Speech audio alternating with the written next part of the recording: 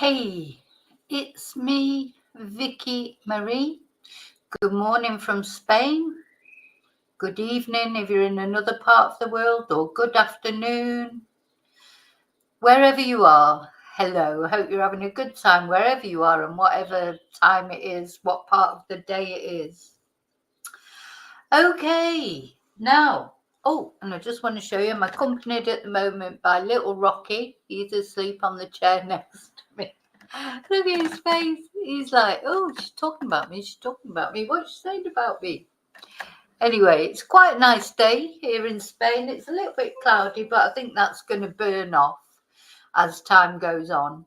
It's currently 10 o'clock here in Spain. So, yeah, I'm on my second coffee of the day. I've been a bit slow with the coffees today.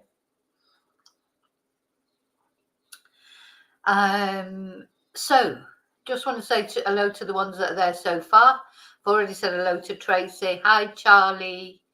An 8-kilometre run to Marbella.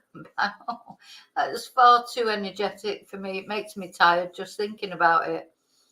And it's drizzling where you are. Hi, Michelle. Okay. Hi, Bridget. Hi, Kelly. So I'll try and say hello to you as you're coming in. As I get into this, I've got a lot of things to tell you about. I only had one day off yesterday. I went to IKEA to get my 4 candles. Well, I got more than 4, actually. I bought loads of candles. I like the candles in IKEA. And then last night, I was so tired. I don't know about you, but whenever you go to IKEA, it's like it's a lot of walking, isn't it? So I was tired by the time I got back. Just had my dinner and I went to bed. So I was sort of thinking about doing a live. But you know what? There's no point in me trying to do a live when I'm tired, because I'll get things wrong and, I don't feel like talking. I've been talking all day. So I thought, no, what I'm going to do is I'm going to do a long live today, catch up on some of the news. So there are some things we're going to talk about, like, little updates about the cases that we've been following. We're going to talk about some new cases. And at the end of this stream, we're going to look at some lighter things. Because, we do look at very sort of heavy subjects, don't we, a lot of the time. So it's nice to, finish off on something a little bit lighter at least, but interesting.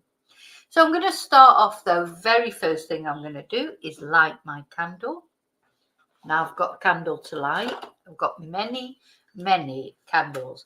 This is a perfume candle, and it's got I'm not trying to do an advert for IKEA, but it's in a nice little pot. So it's a little pot that I can use afterwards as well. I can't remember what the fragrance was. I think it's Rosas. But anyway, so this is the candle that we're lighting for all missing people, for and people who aren't missing in the sense of Samantha Murphy. Well, she is still missing, but we know what happened to her. We just don't know where she is. For other people that are missing and we don't know what's happened to them. For people who have been found and laid to rest, we light a candle for all the friends and family of, anyone. To be honest, when I light a candle, it's for anyone who's going through a bad time for whatever reason. Sometimes people are ill or they've got some issues going on. So just a little thought for anybody who needs, a little prayer for anyone who needs one. Now I'm just going to shut the blind down a little bit. Bridget, I don't look good in the morning, I can assure you. Don't look, it's just good lighting or poor lighting, whichever way you look at it. I'm just going to bring that down a little bit. It's probably be too dark now. I need to get some proper, let's put these lights on. So I'm trying to get it where it's, sometimes if there's too much sun coming through, it's not any good. But if there's not enough light coming through, it's not any good. I think that's okay, is it? You can see me okay. So yeah. Forgot what I was saying. So that's what so I've lit the candle, and now of course we're going to look at a new case. In fact, we're going to look at a couple of new cases, a couple of things that have been in the news. One in Manchester, in my hometown in the UK. Another one is in America that we're going to look at, where 2 women, 2 friends, have just disappeared together.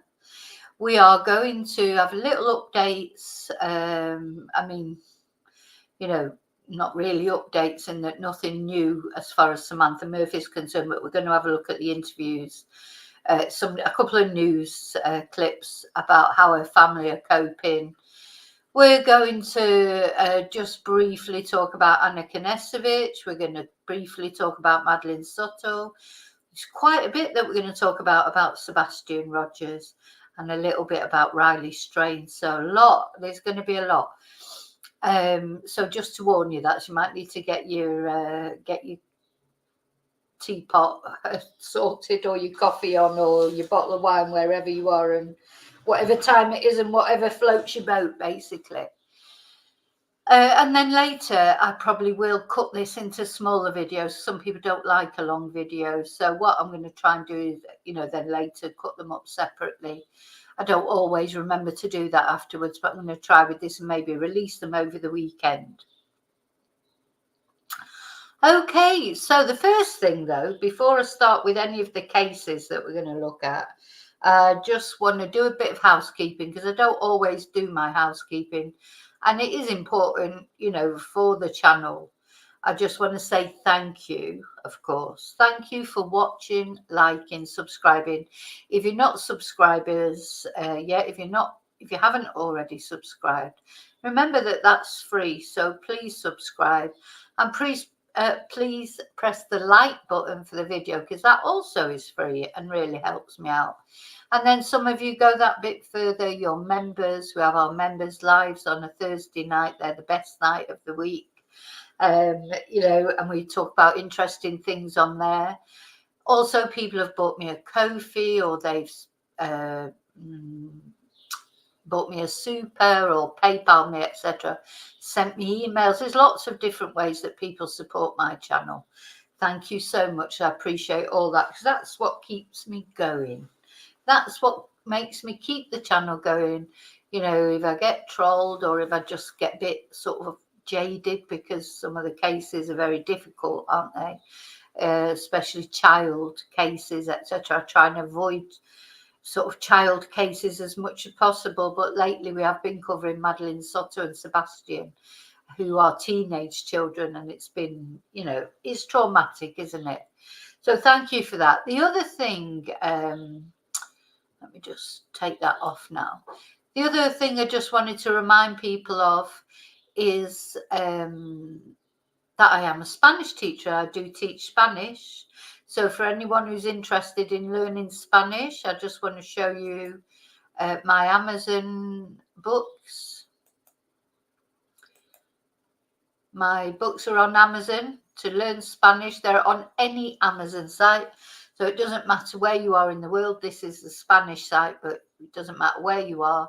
Your Amazon site, these books will be on there. The Break the Language Barrier series 1, 2, 3. There is actually, well, they've got 5 there. There is a 4 as well. Also, these little books, which are just like bilingual storybooks, just to practice any Spanish that you might already know. And there's stories about my dogs. There's a couple of them on there. There's also one about Princess Tia, the German Shepherd, when she escaped one day. And of course, the other thing that's on Amazon, if you want to know a little bit about me, my life, how I came to become a Spanish teacher in Spain. Let me just find it. Also on Amazon, you can find my Confessions book, Confessions of a Spanish Teacher. And that just tells the story of my life, I suppose, in a way. Not everything, maybe, but how I ended up in Spain and why I am interested in true crime, because of the stalking experience that I had before I came to Spain. And that is available, I believe, in paperback or on Kindle. So it's available on either, again, any Amazon site. So if you do, also that book is, I read that book out on my channel. There's a playlist for it where I do read it out. So if you prefer to read to it, listen to it, You can listen to it on my channel. Just look for the playlist, Confessions of a Spanish Teacher. Okay, so that's it as far as housekeeping is concerned. It's a big, it's a big thing to me when you support my channel in one way or another, whether it's, as I say, just liking the videos, even just watching the videos is a support, but obviously if you don't mind subscribing, that really helps. Liking the videos really helps, etc. Now then, somebody's saying here that, Kelly's saying that the clocks go back in Australia tonight. Oh my God. Right, so the clocks, how will that help with my channel, or will it make any difference?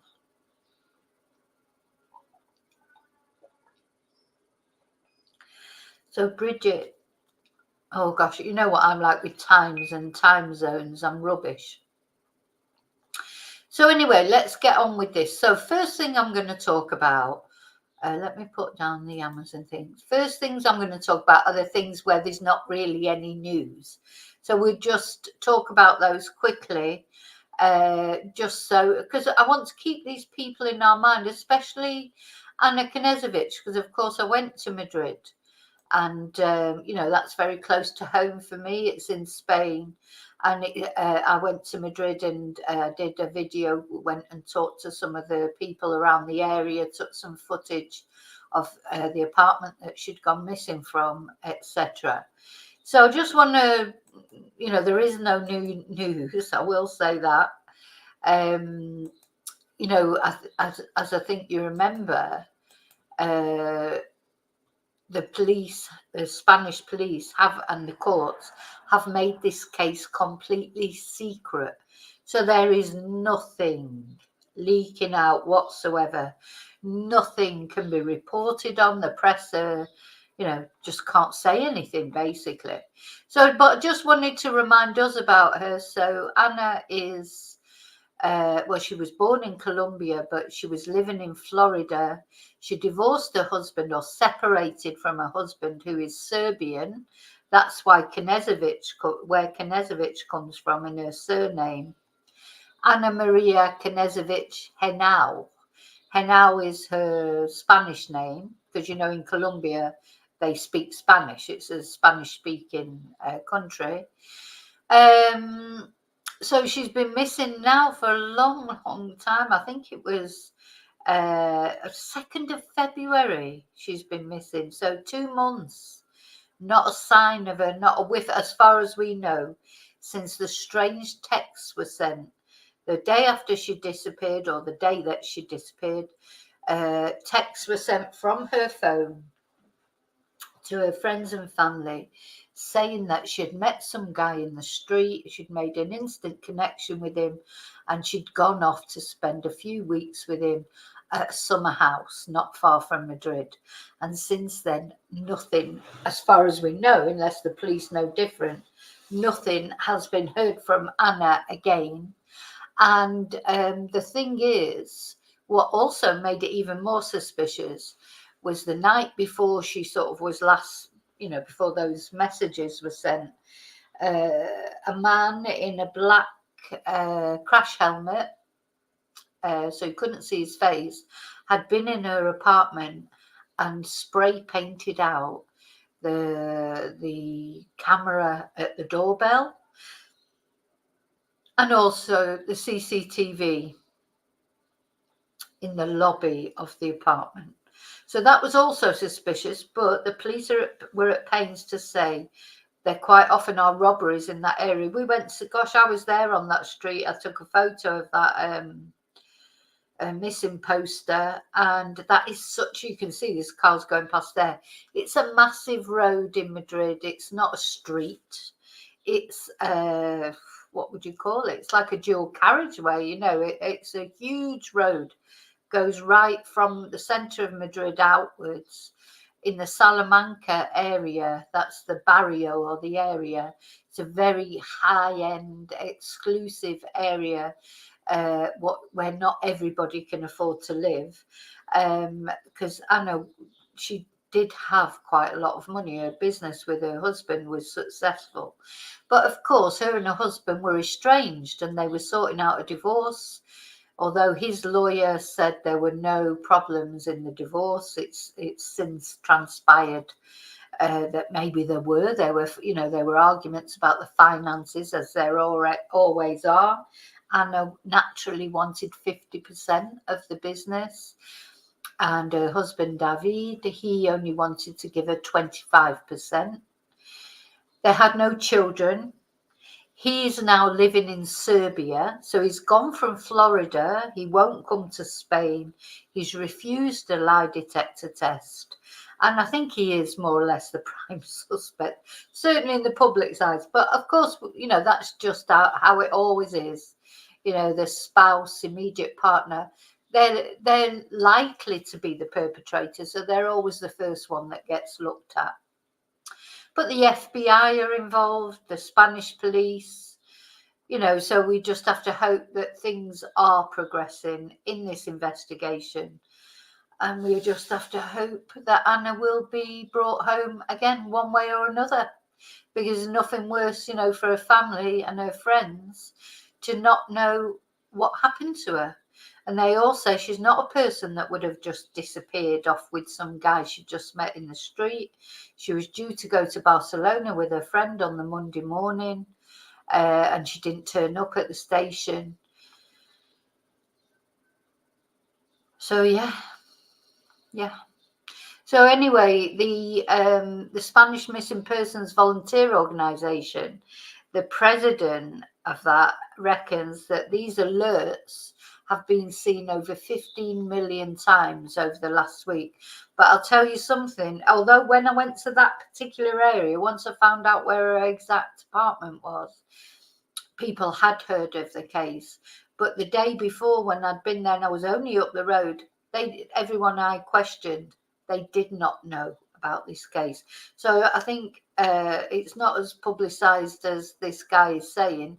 And also this poster, the lady that I got talking to from the Mexican restaurant up the road, she told me that it was the press came and put these up just so they could take the photos, because the original posters from ages ago, when she first went missing, they'd all gone. But then one day the press turned up, put some more posters up just so they could take photos of them, so it was manipulated, really. It was still there when I went. I took a photo of it as well.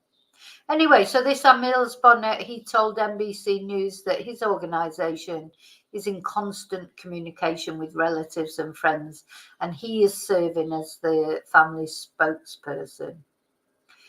So he said, logically, fear is present. We should always say that hope is the last thing to lose. Therefore, we must always be looking for Anna Maria in a good condition, alive. So, yeah, we hope she is alive. Let's just have a look at this video.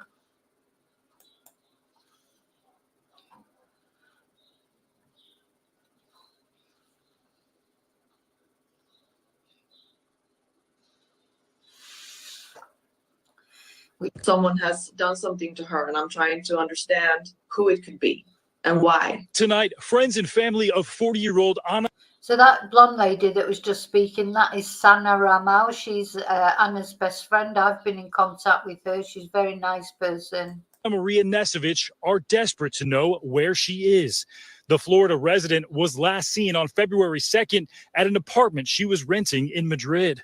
She is just so caring. She is so sweet. She is just so soft. She is funny. She is smart. She's adventurous. Nesevich moved to Spain in December amid a difficult separation from her husband, David, according to her friend, Sana Ramo, who says she texted Nesevich the day she was last seen, but didn't hear back. But the next day, she got what she called strange messages saying, I met someone wonderful. He has a summer house about 2 hours from Madrid. I will spend a few days there. Signal is spotty. Adding, he approached me on the street. Amazing connection. I tried to respond saying that I got worried about her, like it didn't sound safe, like what is she talking about, like this makes no sense. and my messages didn't go through. A las 8:30 de la noche estaba en su casa. Joaquin Emils Bonet is president of an entirely volunteer-run missing persons organization in Spain and acting as a spokesperson for the family. He says that at 8:30 p.m. on February 2nd, Nesevich spoke on the phone with a friend for about an hour and didn't have plans to go out. At about 1 a.m., a neighbor across the street saw lights on in her apartment. Emils Bonet says that at some point on February 2nd, a neighbor saw that the security cameras in her building had been painted black. Por lo tanto, Emils Bonet warns not to jump to conclusions, saying, "We don't know the time the cameras were painted, and we also don't know if it was just a random act of vandalism." But friends of Nesevich are quick to bring up the couple's contentious separation, specifically the joint financial interests. NBC News found 3 corporations registered under the couple's names in Florida: EOX Technology Solutions Incorporated, Registered Corporate Agents, LLC, and EOX Capital, LLC. Nesevich's brother telling the Fort Lauderdale police her husband, David, is, quote, not happy about the amount of money that needs to be split. Ken Padowitz, a defense attorney hired by David Nesevich, telling us the divorce proceedings hadn't officially started and that his client is cooperating with authorities. We obviously hope, like everyone else, that she's found and she's okay. But David has nothing to do with this. He was in another country at the time that she disappeared in Spain. Yeah, now but her husband, immediately that Anna went missing, he employed a criminal defense lawyer. Well, why did he do that? And also he's employed a criminal defense lawyer in Spain. He's not moving from Serbia. He won't go back to America and he won't go to Spain. He won't do a lie detector test. He's not well, he says he's cooperating, but he's not cooperating in the sense like Anna's friend asked him, to come to Madrid because Anna's friend lives in Sweden, and she did go to Madrid and asked David Knežević to go as well to help her. He wouldn't go. And then Anna's family, who are not as financially well off as David and Anna were, they asked David for help because they're in Florida. So that's an expensive trip from Florida. Much as it's your family member who's missing, it's not a question of whether you want to go or not. It's a question of whether you can afford to go or not. They have been to Madrid, but they can't just stay in Madrid all the time, and they asked David for some financial help. And apparently, according to them, he refused. So he's not, it feels like he's involved. You should never judge, of course, but it's difficult to imagine that he's not involved, but who knows? Just to be clear, he's been in Serbia that entire span of time since before February? Correct. He's been in Serbia prior to his wife ever gone missing in Spain. And Stephen Romo joins us now. Stephen, this is a complicated case with so many questions still, but has the State Department weighed in at all? Yeah, the State Department did answer us today saying that they're involved in any missing persons case involving an American who's lost abroad. They didn't give us any specific information about this case, but that missing persons organization we spoke to in the piece, they did tell us this story is all over the media in Spain, but getting information from police in Madrid has been difficult. He says they've just not been very forthcoming. So there are so many questions left in this case, Alison. I think what he's not saying there, or maybe he doesn't know, it has been made secret by the courts. It's gone to the gender violence court. Now, that might sound, I know a lot of Anna's friends said to me, I don't understand what that means if it goes to the gender violence The death of Russian court. President Vladimir Putin's most prominent. It's a good sign. It's not a good sign for Anna because it means that they think some harm has come to her, specifically because she's a woman. So in Spain, we have these gender courts.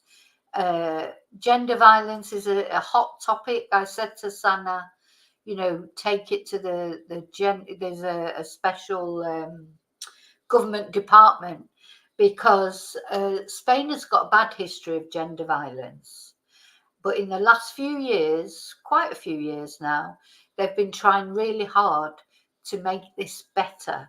So they've, if they've got these special courts now that deal specifically with gender violence.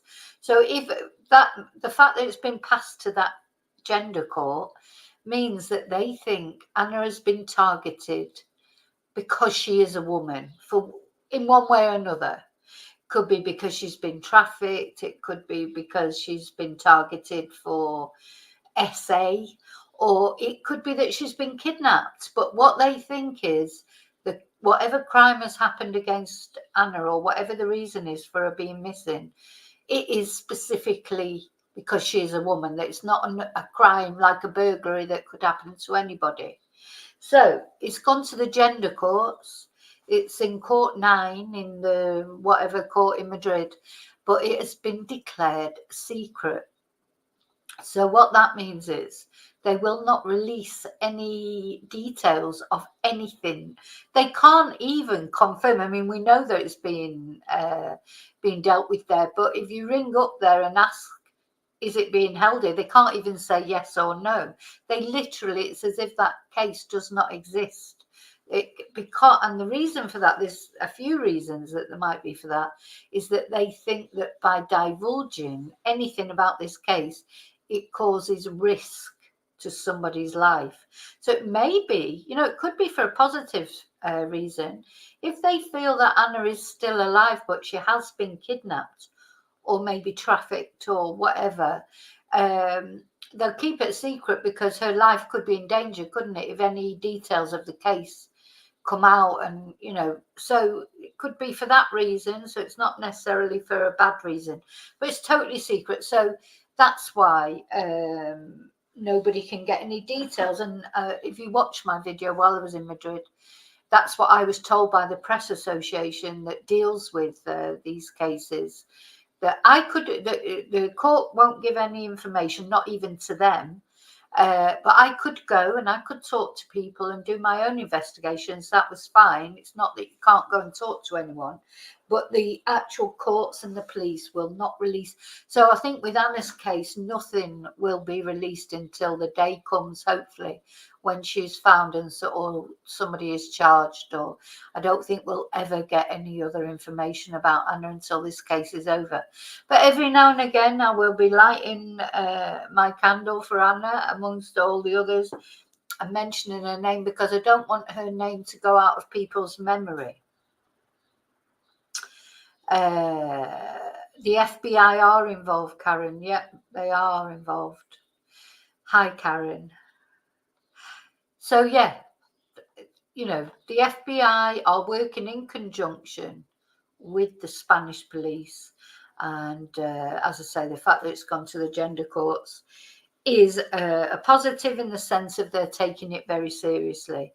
Because in the beginning, the judges would not initially even accept that she, there was any proof that any foul play had befallen her, that there was no proof that she hadn't gone missing of her own accord, because people do take themselves off. But anyway, now obviously as time went on then, and they relented with that, and so now the police, the FBI and Sana has said that they are treating it as their main, or they tell her friend that they're treating it as their main priority. So there you go. Yes, you're right, Michelle. The abductor must have known her phone password, unless he made her give him her phone password. Oh, and the other thing, just to mention quickly, is those messages that were sent, both of them, one was sent in Spanish, one was sent in English. They both were not in normal English or Spanish. They both looked as if they'd been done on Google Translate. So that leads you to believe, was it someone who was not English or Spanish? So, okay, so that is Anna, and our prayers go out to Anna and her family and her friends. Let's hope there's some resolution soon.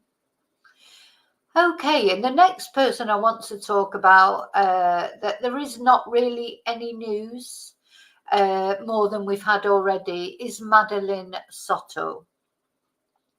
So Madeline, of course, was a 13-year-old girl. She just literally had this case is, oh gosh, I can't remember. Oh yeah, in Florida.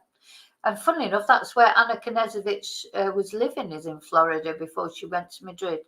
And Madeline Soto's case is in Florida. Let me just quickly remind you of the circumstances. It was Madeline's 13th birthday on the Sunday, and on the Monday, she disappeared. She just disappeared into thin air. But as we know, people don't just disappear into thin air, and especially not children don't disappear into thin air. And normally if a child disappears, something's happened to them, haven't they? Anyway, it then transpired, Madeline was, she'd had her 13th birthday party on the Sunday. She disappeared on the Monday. She was supposedly taken to school by her stepfather, sinister Stefan Stearns. And her mother said she'd seen her that morning. But that turned out to be impossible. And she was not declared missing until her mother went to pick her up from school later that day and found that she hadn't been at school all day. Now, then the stepfather handed over his phone to the police, because obviously he would have been first suspect, stepfather. And of course, first suspect quite often is the right suspect, because he had done an accidental phone reset on his phone, according to him, which obviously he thought he'd been able, factory reset, as if you can do that accidentally. I don't even know how to do it deliberately. Anyway, that's what he said to the police. He handed over his phone because he had no choice, really.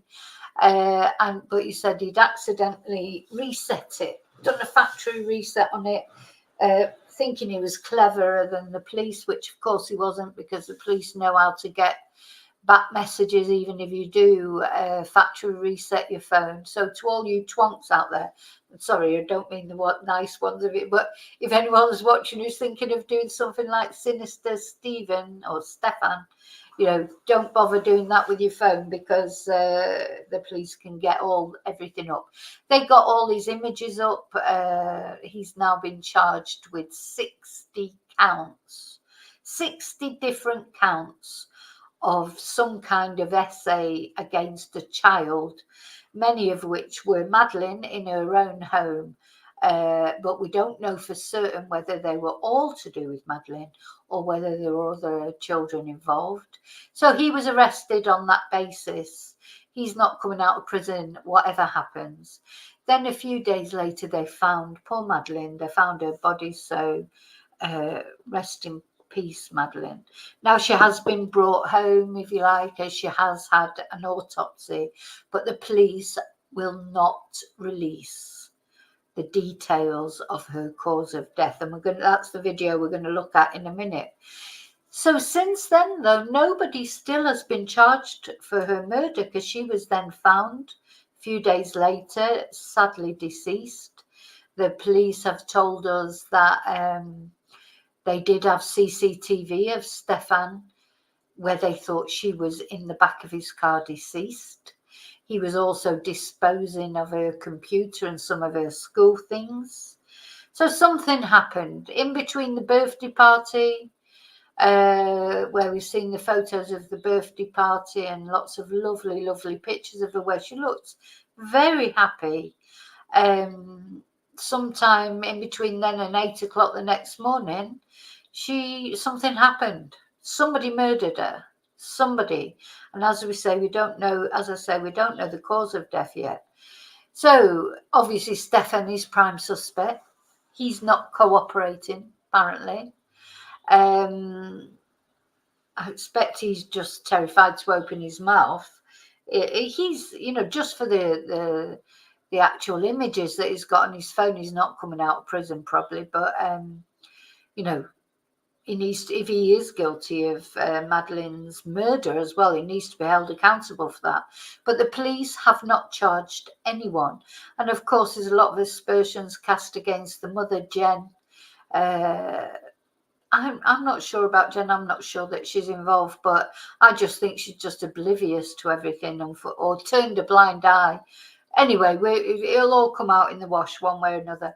But she has not been charged either. So we have to remember that. She has not been charged with anything. And the police did say that she was cooperating fully. They said the family are cooperating fully. The only person who's not cooperating is Stefan. And the other thing that sort of annoys me a bit about this case is Madeline's father is rarely mentioned, but it turns out he was a big buddy of Stefan Stern's, so he should be being challenged as well about did he not realise that anything was going on? Because this has gone on for at least 2 years and probably more than that. It's not something that's just happened recently. Obviously something went wrong in the end. If he has murdered her, it would be an argument over something. Maybe she decided she wasn't going to do it anymore.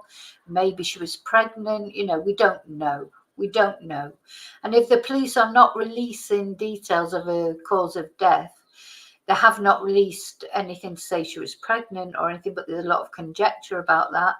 Sometimes, as victims get older, they start to refuse, start to realise, start to like boys at school, and the perpetrators, they get angry, jealous, or could be, as she's got older, she's just not to his taste anymore because he prefers children.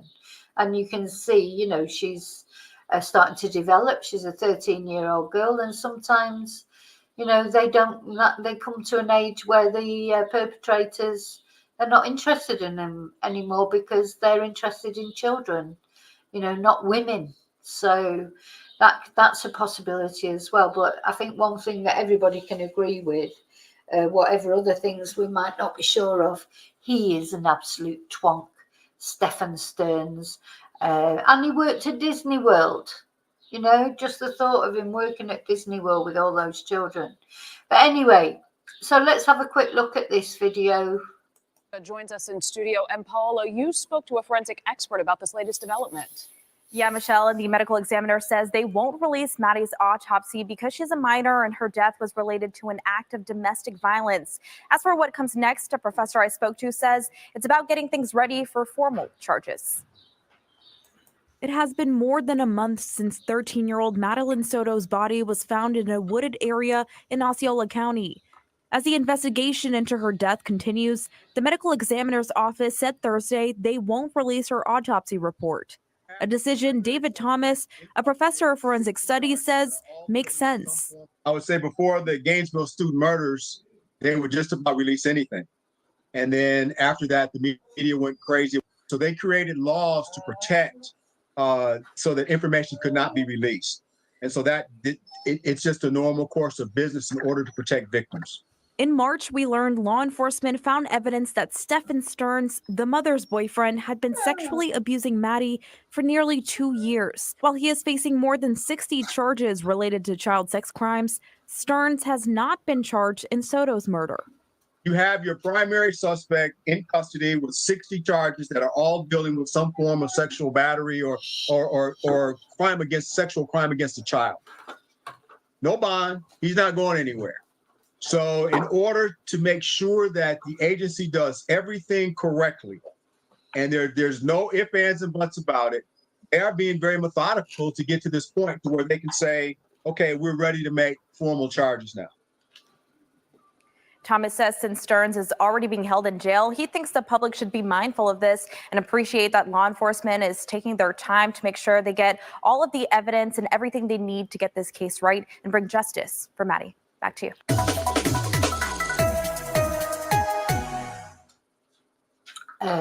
Yeah.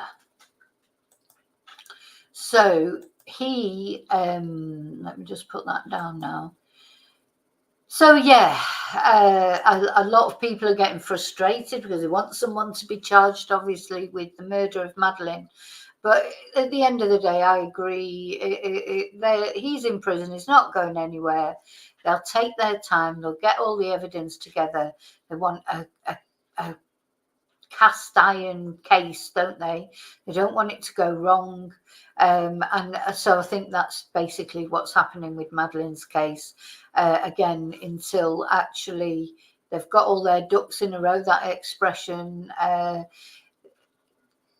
You know, there's no reason for them really to release any more information, especially if it may compromise the trial when it finally happens. So that's basically, you know, what's going to happen. I think I've seen the video of him in the police car 411, but what do you mean? When I've seen the like that video where he was taken to be charged, and he was shaking his head and whatever. But anyway, what happened in the video in the police car? Let me know, and I will have a look for it. Let's see if you think it's worth looking at.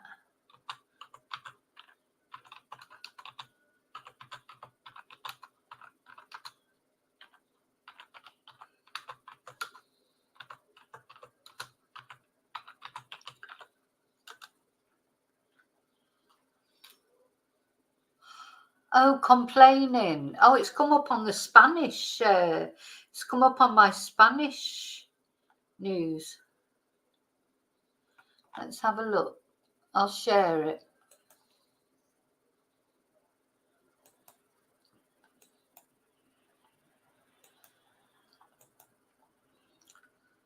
Let's see. It's a TikTok. Don't know why they don't do that. You know, why don't they just kind of like at least give you a blanket, you know? My core temperature was down. The temperature was like a degree or two lower than it should have been. Wow. Oh, he's whinging because it's too cold and he hasn't been given a blanket. Regularly sleeping on bare metal. The first night I was on a concrete floor with a roll of toilet paper for a pillow. Oh, first night he was on the concrete floor with toilet paper. And nothing else. Begging for a blanket or a pad to sleep on. Oh, so he was on a concrete floor with toilet paper as a pillow and nothing else. 2 days. I think they were supposed to do something like that. I bet that policeman's thinking, you absolute twonk. So you've murdered a 13-year-old girl that you've been abusing for at least 2 years, if not longer, and you're whinging because you're on a concrete floor with a toilet roll as a pillow. What shame.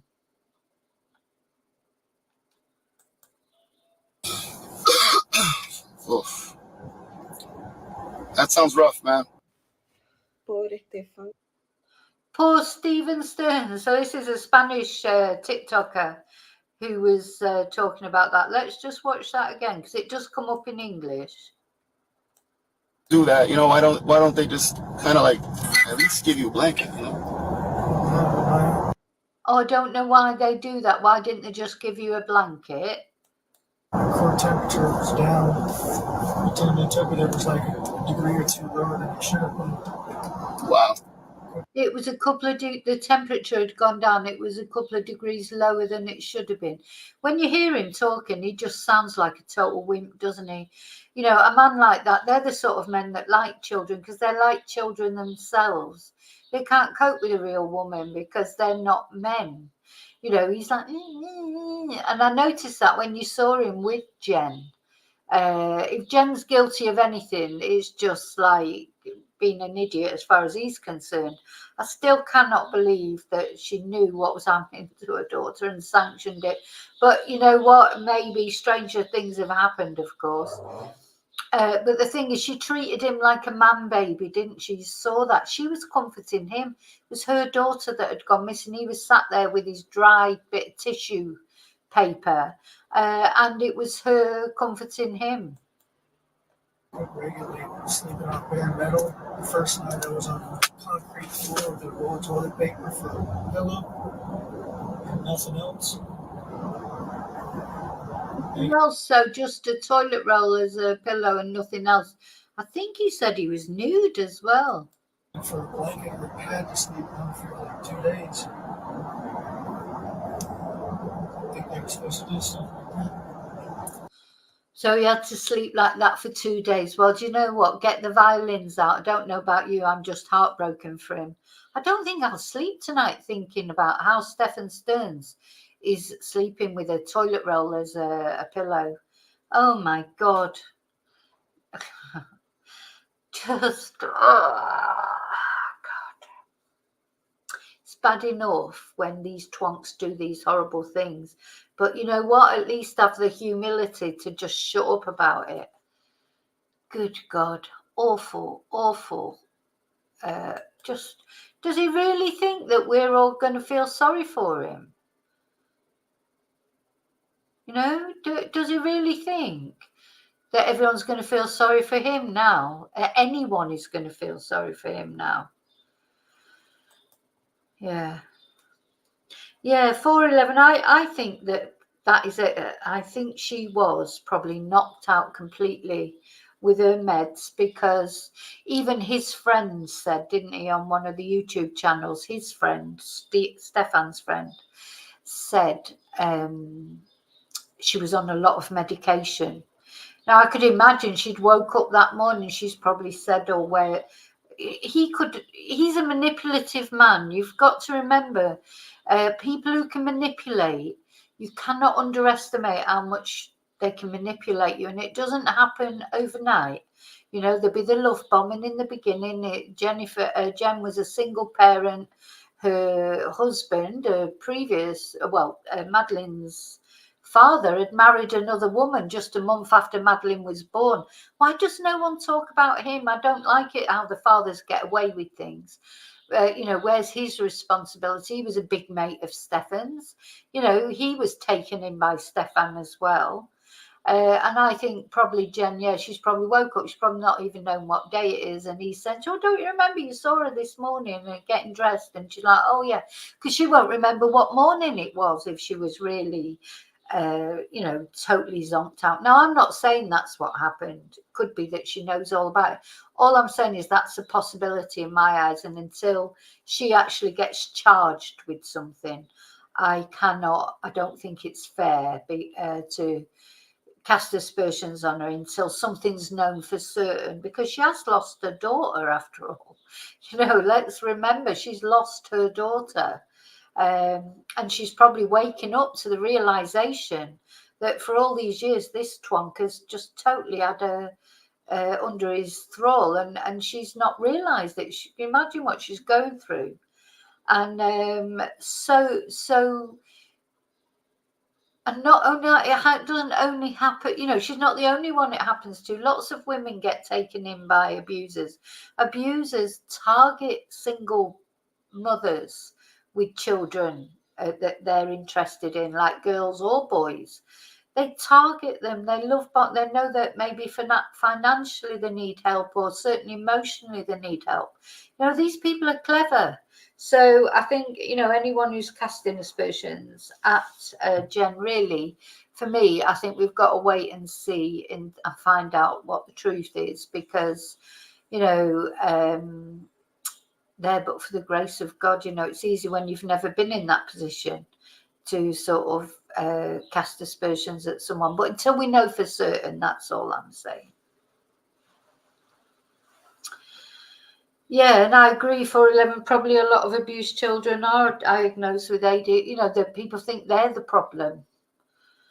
You know, but there's the thing is, you cannot see into someone's mind, can you? And when children are acting out or whatever, it's normally because something's happening to them. Not always. I mean, some children do. I mean, God, one of my nieces, her son had ADHD, and you just knew it from the minute he could walk, because he was just like, you know,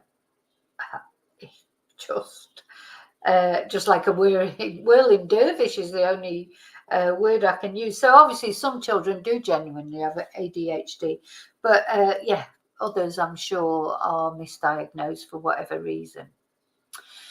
Okay, so that's all we know so far, or what we know so far about Madeline. And I'm glad I saw that video about Stefan. he's just a pathetic man. He's such a pathetic man. You know, he thinks it's being a man to abuse a child. You know, just anyway, I think I better stop talking about him. Okay, where are we going next? So let me just put that down. So we're going to talk about Sebastian. So this is another very, very sad case, isn't it? Sebastian Rogers. Oh, no. Right, sorry. No, just going to change tack completely. I just want to tell you, first of all, about the breaking news about the body parts found in Manchester. So before we go on to look at what's going on in the Sebastian Rogers case, some news about Riley Strain, and some sort of news about Samantha Murphy. So that's another 3 cases I just want to look at. But this is a new case. This literally happened yesterday, where human remains were discovered wrapped in plastic wrappings in Greater Manchester Nature Reserve. And the police reckon these remains have been there about 3 days. Or a few days is what they said, a few days. So this is in Salford, Manchester, to Kersal Wetlands, the nature reserve is called. And police were called on Thursday, so actually it was 2 days ago, around about 10 to 6, last Thursday, this Thursday just gone, April the 4th. They were called to the reserve amid reports of an unknown item wrapped in plastic near Radford Street. And this was found by passers-by. And then this was found to be human remains. So obviously, so for once the police have not said there's no suspicious circumstances. Oh, thank God, hallelujah. There are suspicious circumstances when remains are found wrapped in plastic. You know, so much recently we've heard, oh, no apparent suspicious, nothing suspicious, nothing suspicious. At least they can't say that about this. Something suspicious has obviously happened. So a major murder investigation has been launched, with inquiries continuing to try and establish who the victim was and trace their next of kin.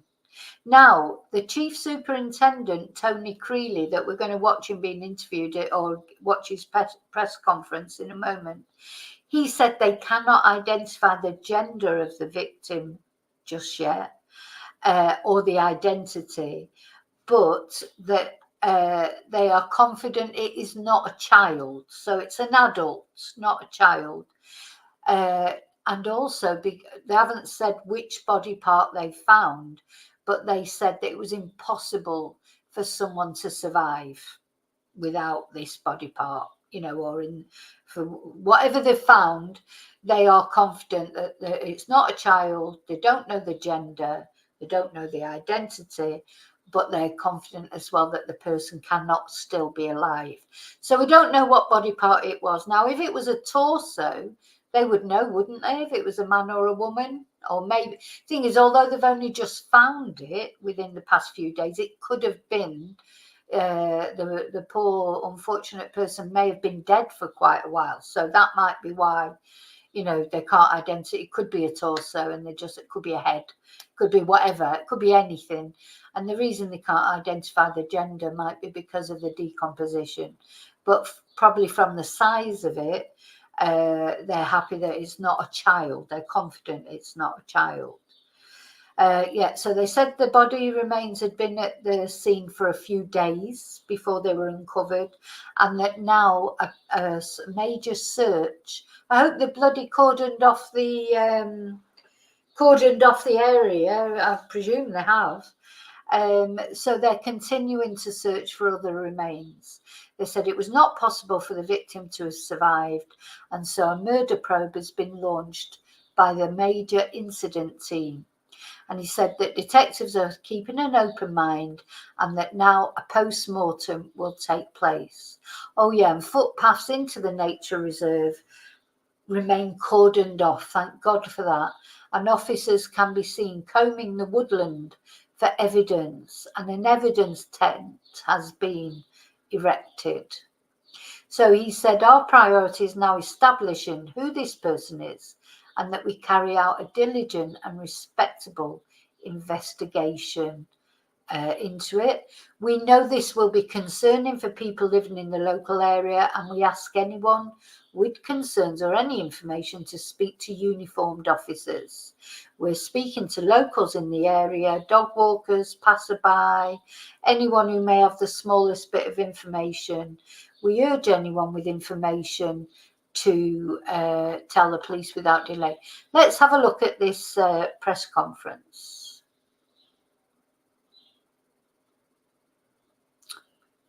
Let's have a look.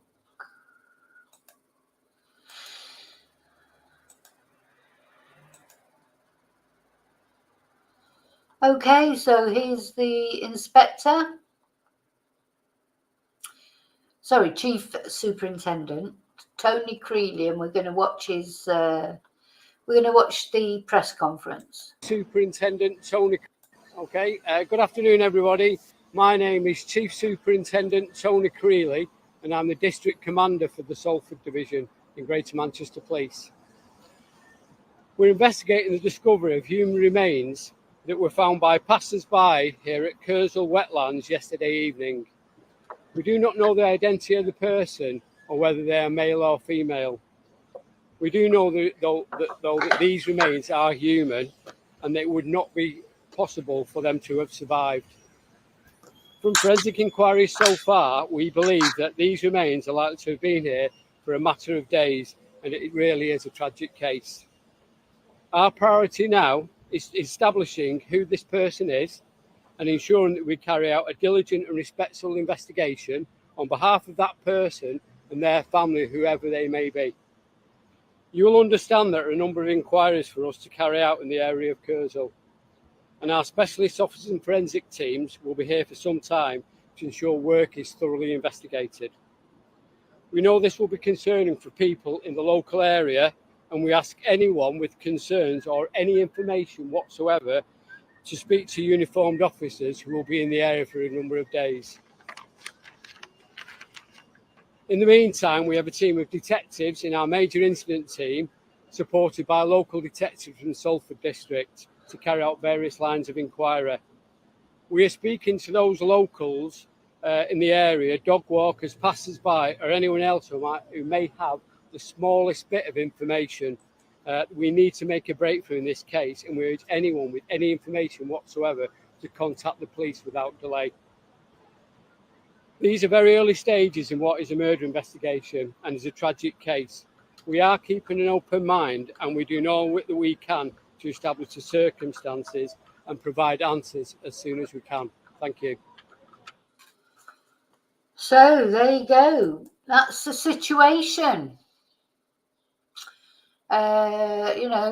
So far. That's the situation so far. Oh, hang on. I'm pressing the wrong button. Yeah. And I will keep you posted, obviously, on that. That's very close to home for me, although I don't live in Manchester anymore. You know, my family are in Manchester. Yeah, and it just seems, what's going on? You know, oh, God. Anyway, and why do these people, they ruin these beautiful places? It could put you off going to woodlands. I've been put off going to rivers, put off any bodies of water, really, and now you think, God, you don't want to walk through the woods in case you might stumble across a body or something. I don't know. So Lancashire County, Michelle, is in the north of England, in the north. So, and that's where I come from. Let's have a little look. Yeah, because of course we must remember not everyone knows. Not everyone knows the geography of England, including me. I'm not brilliant.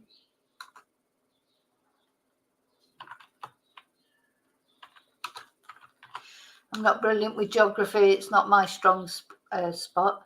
But this is Manchester. Oh, let me just share it. Manchester's a very big city. It's the Manchester, Birmingham and London, really the biggest cities, aren't they, in the UK? Let's have a look. Yeah, so this is Manchester. Let me make it bigger so you can see it. So if this is the UK, you've got Scotland up at the top here, and then London. Here's London. Manchester is in sort of the north of England. Sort of in the, if you think of it as England and Scotland, it's sort of in the middle, I suppose. But it's in the north of the UK, because England finishes round about here somewhere, doesn't it?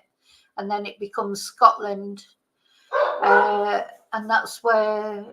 And then if we go into it, I wonder if I can. I'm not very good with these maps, but if you then go into Manchester itself, where's Salford?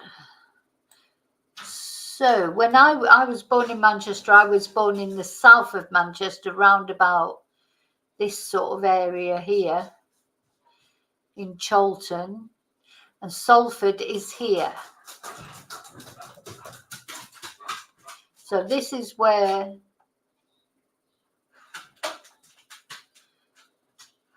Salford is not far from the Manchester United ground. I've lost it again now. There it is. Hi, the big dog's come down now, so you might hear. There's Salford. I was born somewhere around here in the south of Manchester, over this way. Yeah, so that's where these body parts have been found.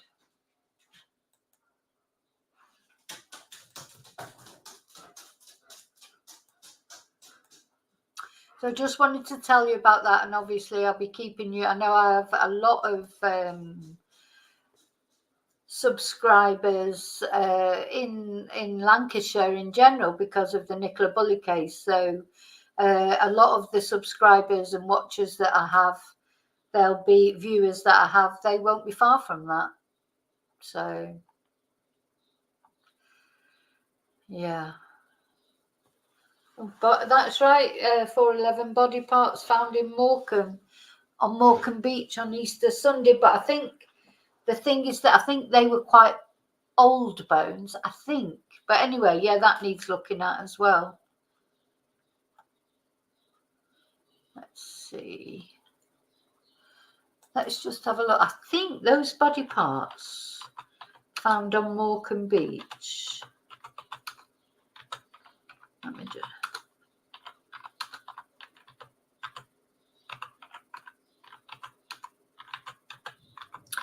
See, just make, I mean, there's so many missing people.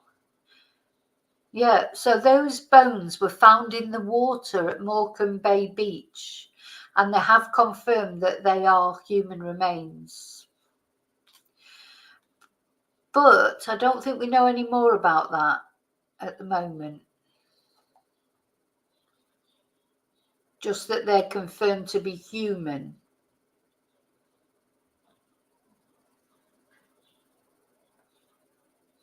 What's that?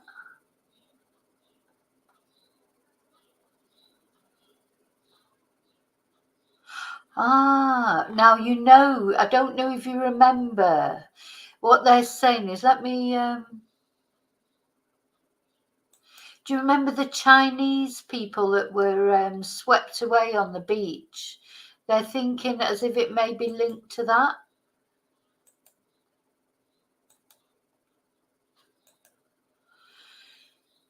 I remember that. Weren't they cockle picking or something? 24 Chinese workers drowned on Morecambe Bay, Lancashire, in a cockling disaster in 2004.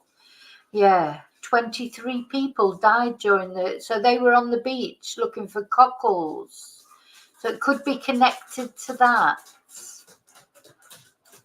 So anyway, we don't know. We don't know the details yet. We just know that there have been confirmed to be human remains.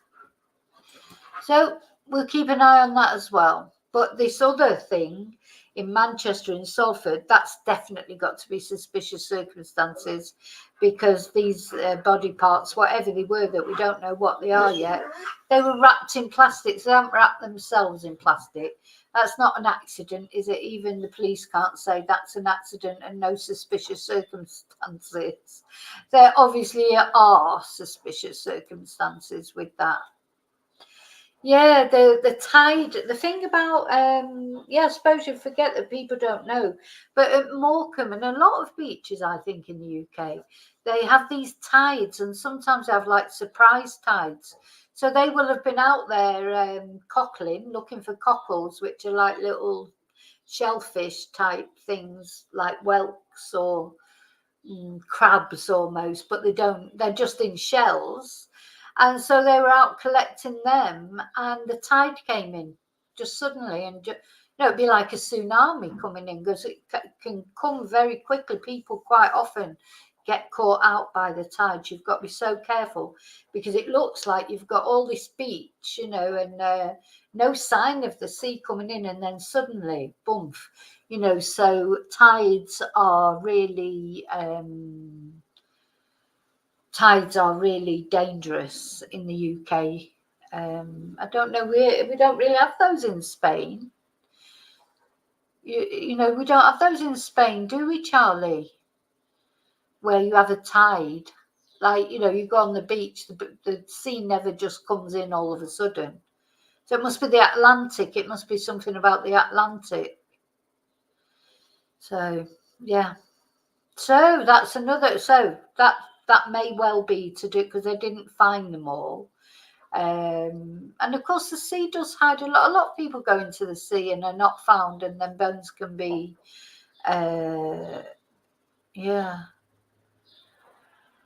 you can get surrounded suddenly in a bay. I sort of vaguely remember it happening once when I was a kid, but we were okay, obviously. But something we would have gone to Morecambe or Southport or Blackpool and all those places when I was a kid. And I've got this vague memory of when I was little, my parents being really worried. We had to get off the beach before the tide came in, because the tide was due in. But if you did not know,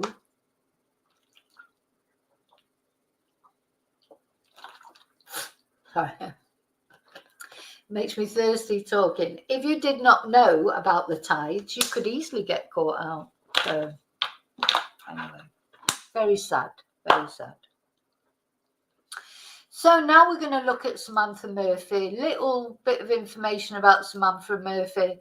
It's just really, as we know, she hasn't been found yet, her remains, but of course Patrick is in prison, Patrick Stevenson, for her murder. So again, we've got the candle. We just want to see Samantha being brought home now for her family, so they can give her a dignified burial. It just makes me so angry. I can't even get talking about that twonk. How horrible. Not only what he's done, taking her away from her family, but what he's still doing in torturing that family by not saying where she is. Makes me honestly so angry. Let's soon be found. For weeks, the Ballarat community has joined with Murphy's family, is holding out hope that her body will soon be found. For weeks, the Ballarat community has joined with emergency services to search an incredibly large area for any sign of the missing mum of three. It's now been revealed that her husband, Mick, has been out there searching every day for his wife. He says he's in regular contact with police and is holding out hope that detectives will soon have news for him. It's been 2 months since Samantha Murphy went missing after setting off on a morning run, and her family are now having to learn to navigate life without her over the weekend, celebrating her birthday. So this was just a very short video that I just noticed. It was done yesterday, so I thought it might, but we've already talked really about Mick. And the reality that the family are having to face now that she's just not coming back, and Mick's having to be the strong one, and your heart just goes out to them. And then they had to celebrate her birthday last weekend without her. Her husband saying it's the first things, the first birthday without Sam, any anniversaries without Sam.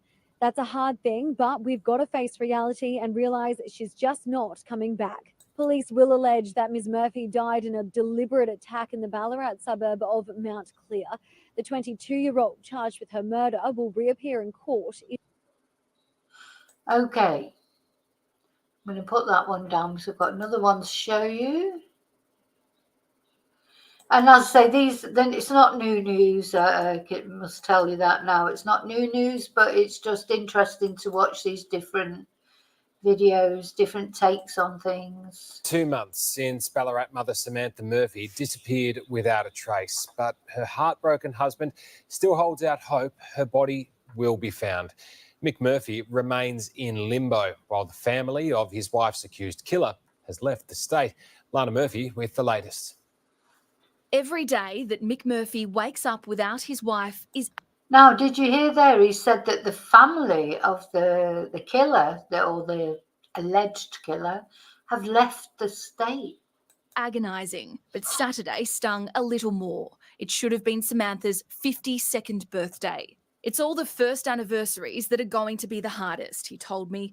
We've got to face reality and realise she's just not coming back. 2 months since her disappearance and suspected murder, he's revealed he still looks for Samantha. He's been unable to return to work, determined to put on a brave face and support their 3 children. I can't give up hope. I still talk to detectives every few days. They're not giving up either, continuing to scour the Canadian state forest where Samantha went for a run on the morning of February 4.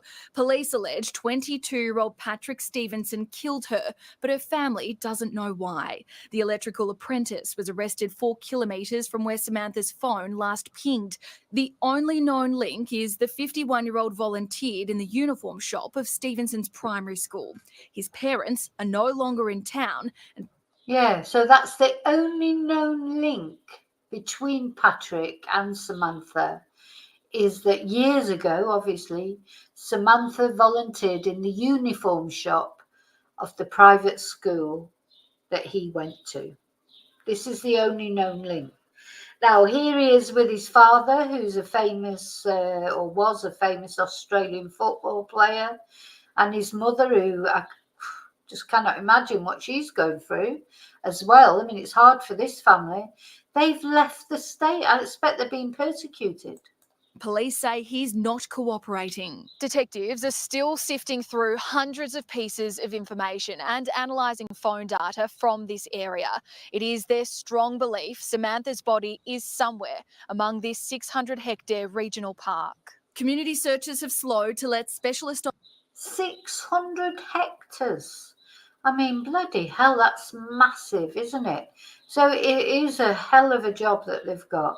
But anyway, the local searches, the searches of the volunteer teams, they seem to have stopped. So I do feel the police think they're going to find her. They won't be searching if they don't think they're going to find her. But just hope and pray they do.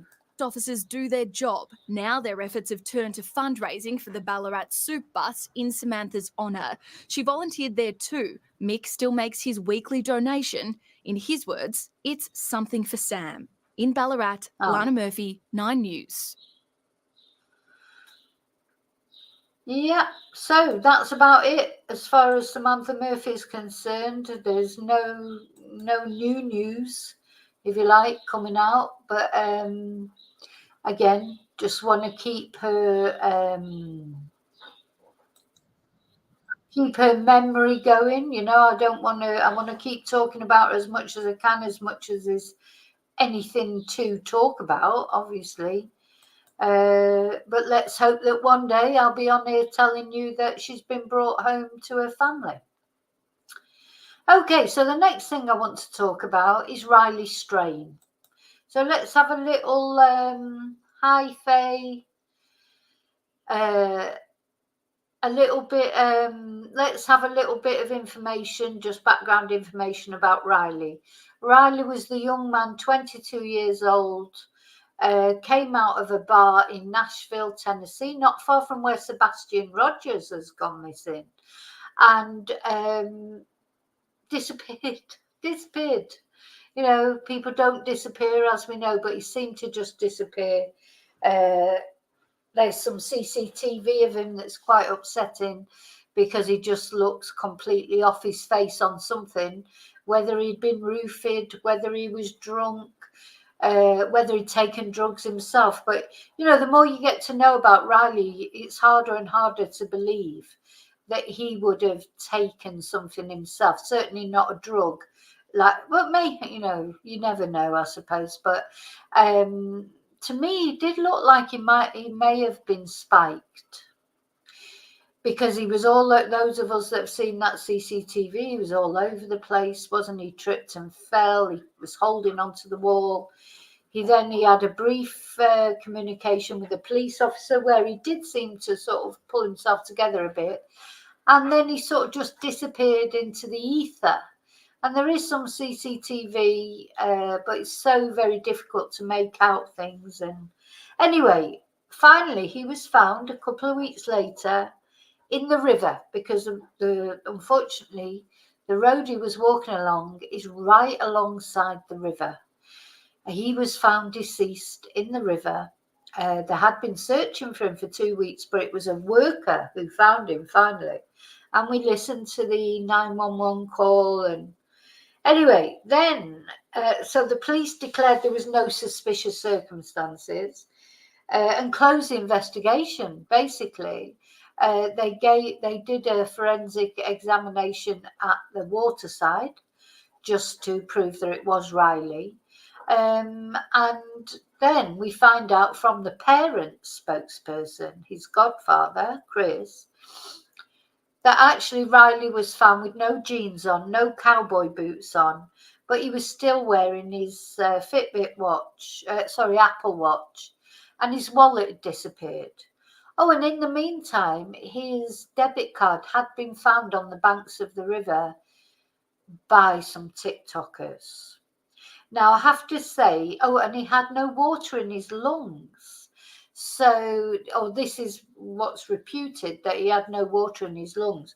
Now, you know, it does feel, doesn't it, there's got to have been some sort of foul play. Maybe somebody pushed him in, or, you know, it's one of those things. But his family are looking for answers. So his family asked for a second autopsy to be made. Now, I heard some news this morning, not news, but somebody talking this morning about their idea. Now, it does make sense that Riley may have gone to relieve himself and stumbled down the bank, and he could have undone his trousers, because then there was this, you know, talk about he would have had a belt on with his jeans, because Riley was a very tall guy. He was 6'7", but he was very slender. So he had to wear a belt to keep his jeans up. So there was this controversy from the family. Then how did his trousers come off if he was wearing a belt? But I suppose it could make sense that Riley has stopped to, you know, relieve himself behind the trees or whatever, undone his belt, you know, to have a wee or whatever, and stumbled down the bank, and maybe that's why it was easier for his jeans to come off. Just a theory that I read on X this morning. It made him, you know, if something makes sense to me, I will accept it, and I could see that made sense. And it's, you know, it wouldn't be the first time, would it, that somebody died accidentally. I was watching some videos yesterday on YouTube. You'd be surprised how often people fall into the rivers and seas, etc., accidentally. I wouldn't stand near the side, but a lot of people do. And I'm not saying this with Riley, but of course this current craze there is for taking selfies in dangerous positions has led to a lot of deaths, not only in rivers, but people falling off mountains and, you know, trying to get that selfie where, you know, they're in this, the most sort of dramatic selfie. Now, obviously, that's not what happened to Riley, because he wouldn't have been taking a selfie and it was dark anyway. But, you know, he could have gone to relieve himself and fell in. But anyway, we're going to look at his family talking now. Well, they may do, Faye. We don't know. We don't know what they've done. Men, you know, sometimes they do. You don't know what. We don't know all the ins and outs of what his, you know, trousers were like and whether he had to take his, not take it off, undo it. Undo it. I'm not saying he'd take his belt off. I'm saying he would undo it. Because don't forget, his belt and his jeans have disappeared. So if he's undone his belt, then it'd be easier for his jeans to come off. That's all I'm saying. I'm not saying that's what happened, but I'm just saying that's a possibility. But anyway, let's see what the family say.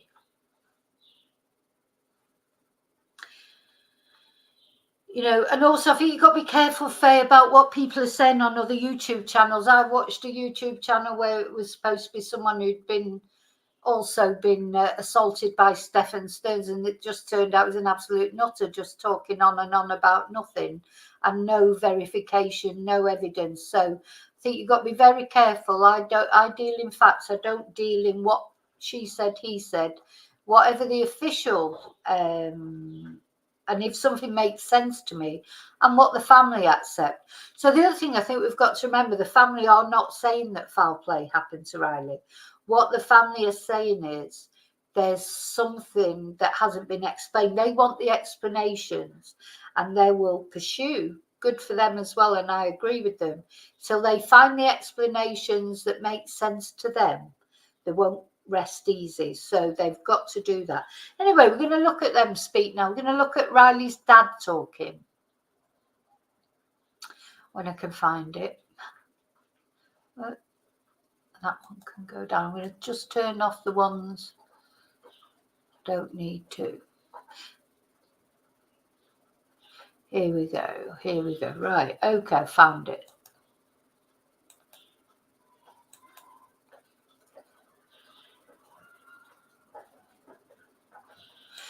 Still more Riley straying questions than answers. So let's see what his family and his godfather have got to say.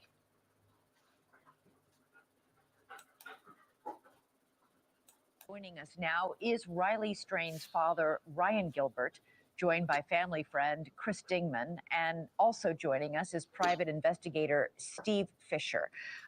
Ryan, I just got to start with you. I can't imagine what you and your family are going through. How are you guys holding up?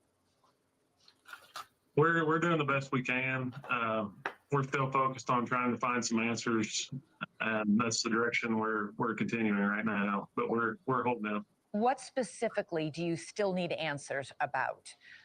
Obviously, we don't know how he wound up in the river. Are you convinced, or do you suspect, or do you worry that foul play was somehow involved, even though Nashville police have ruled it out? Of course, we worry about it.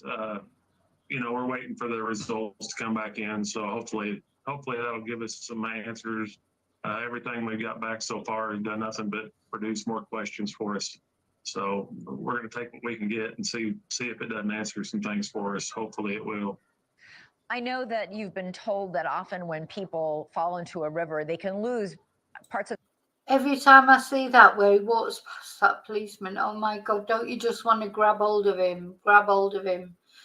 I bet his mum's watched that a few times. I'd be just watching it over and over again and wishing that you could change what happened, because whatever happened was probably very shortly after that. To their clothes, or their shoes even. But you have maintained that he was wearing a belt that night, and it doesn't make sense because you maintain the belt would have kept his pants on. Is that because he wore it tightly? I would say that being the way he was built, I'm similar build, and if I forget my belt, I go back and get it. I mean, I can't go without a belt, so I'd say he probably had it cinched up and had it on that night. Chris, the last time you were on this show just a few nights ago, and you said you were waiting for these toxicology results.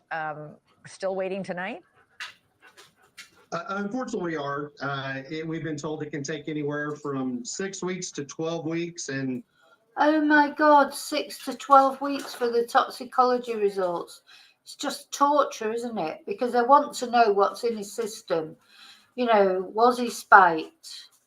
Because the bar that he came out of insists that they only served him one alcoholic drink and 2 waters. So it makes you wonder, was he spiked? Some have had to wait 90 plus days. Unfortunately, we have no control over that, but I think there'll be a lot of pieces of the puzzle that do show up with those toxicology reports. But in the meantime, there's definitely a group of people we would still love to possibly contact that's in a couple of those last videos, just so we can find out more answers. What answers, what people in particular are you looking to talk to? There was a group of people that were on scooters that evening that's over by the detention center, which doesn't show Riley, but it was the first video where Riley would have been if he would have kept moving forward. There was people standing by cars. When the police body cam turns around, you can actually see him looking back towards where Riley was walking. And there was a door open and some people standing outside there. Just a lot of people. Yeah. It was at 10 o'clock at night, so it wasn't like 2 in the morning. And that actually was a very happening spot due to the footage we have been released. Yeah, I imagine so. And also, apparently, according to the couple who saw him and said, "Whoa, you're not driving, are you?" And he laughed and said, "No, I can't even walk straight." They said he was on speakerphone with his fraternity brothers who were telling him to just keep walking or something like that. Have you been able to talk to the fraternity brothers, either of you, to get any information about were they trying to direct him back to the hotel? No, we haven't spoke with them. We haven't really heard that much from them. They're the ones that was with Riley that night, the last night. That's odd, isn't it? How come they've not had any contact with those fraternity brothers? And this is pure speculation. I wouldn't be surprised if they spiked him because, young lads do stupid things like that. Even to their own, friends and stuff. Young lads, honestly, sometimes they are just fools, aren't they? They just do. It's just one of those things. I'm not criticizing them. Young people do things, don't see consequences of things. So it seems very strange to me that they've not spoken to those frat brothers that were actually with him that night. That they're not. Why is that? Because, you'd think that they'd want to speak to the parents. They'd want to help the parents. God, why have they not spoken to them? He was with us. So, there's a lot of things we'd like to find out from them. Wait a minute, you haven't talked to them? They haven't made any effort to reach out to you? No, not really, no. Wow. I got to be honest, I'm a little surprised by that because obviously the very first night I heard about this story, the first thing I did was tell my 2 sons, who are about the same age as Riley, a few years younger. And I said, if you're ever out with a friend and one of your friends gets too drunk, you don't leave that kid alone. Yeah. You go with him and make sure he gets home safely. Absolutely. If I was in their situation, I'd be beating down those parents' doors to tell them everything I could and be helpful in any way that I could. Absolutely. Thanks so much for watching. Go to joinnn.com to. Yeah, personally, I think there's a lot more to come out about this story, about their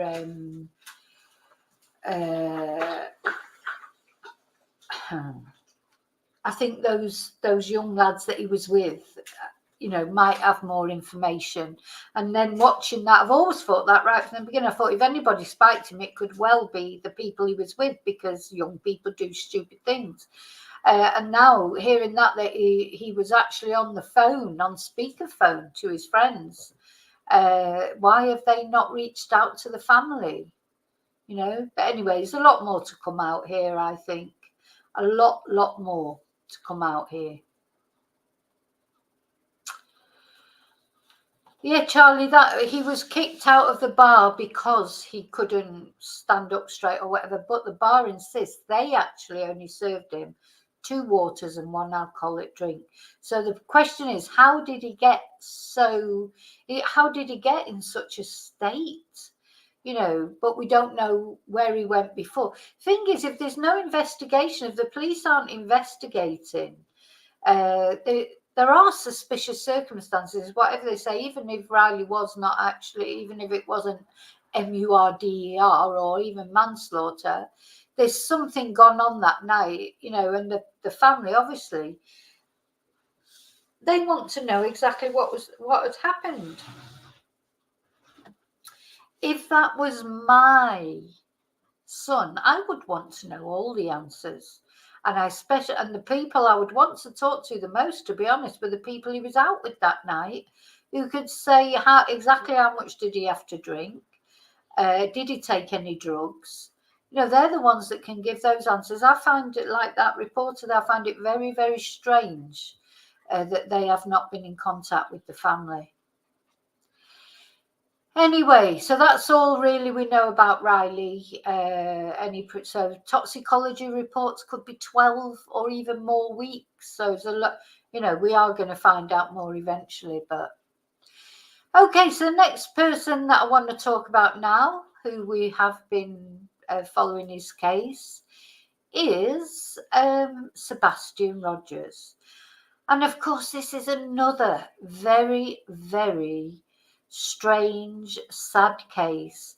And of course, one of the things there's a few things come out lately, one of which, of course, is that Sebastian was in fact a victim of sex abuse by another child, a 13-year-old. When he was 7, Sebastian's father now has come out and said that Sebastian was the victim of sex abuse when he was 7 years old. And you can tell he blames the mother, but, of course. But this, again, to me, is a very strange case. I have absolutely no idea what happened to Sebastian. I know everybody's looking dimly at the mother and the stepfather, but, again, no evidence. And the police are saying, no evidence so far. The police are saying they've been fully cooperative, and I know the stepfather has got some history of domestic violence and things, but it doesn't necessarily mean that in this case he has done anything to Sebastian. And the other thing I wanted to mention just before we look at this interview, where the father, his biological father, talks about this abuse that Sebastian suffered. And it reveals something quite interesting, I think, though I'm not sure that I'm really happy about him revealing this that had happened to Sebastian. But anyway, because Sebastian, to all intents and purposes, hopefully is still alive. But, this is going to be very embarrassing for Sebastian if he ever does come home safely, to know that this has been broadcast all over international media. But the other thing that it does bring to light is a reason why there was tension in the home. He reveals that Sebastian's stepdad was not happy with Sebastian being around his daughter. So had Sebastian displayed some inappropriate behaviour, maybe as a result of the abuse that he had suffered, when he was 7 years old, because this is what can happen, isn't it? So let's first of all just listen to the interview where Sebastian Rogers' biological father, Seth, talks about the abuse that Sebastian suffered. And you can tell he really, he lays the blame firmly at the mother's hands.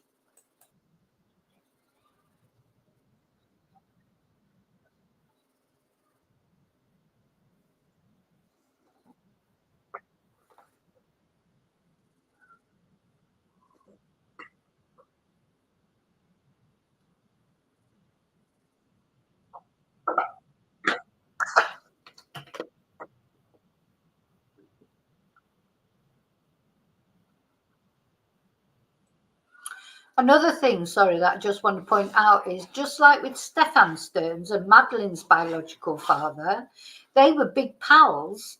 Seth and Sebastian's stepfather, good pals. He was more friendly with the stepfather than he is with the mother, because obviously there's bad blood between him and the mother. So he did most of his communications through the stepfather.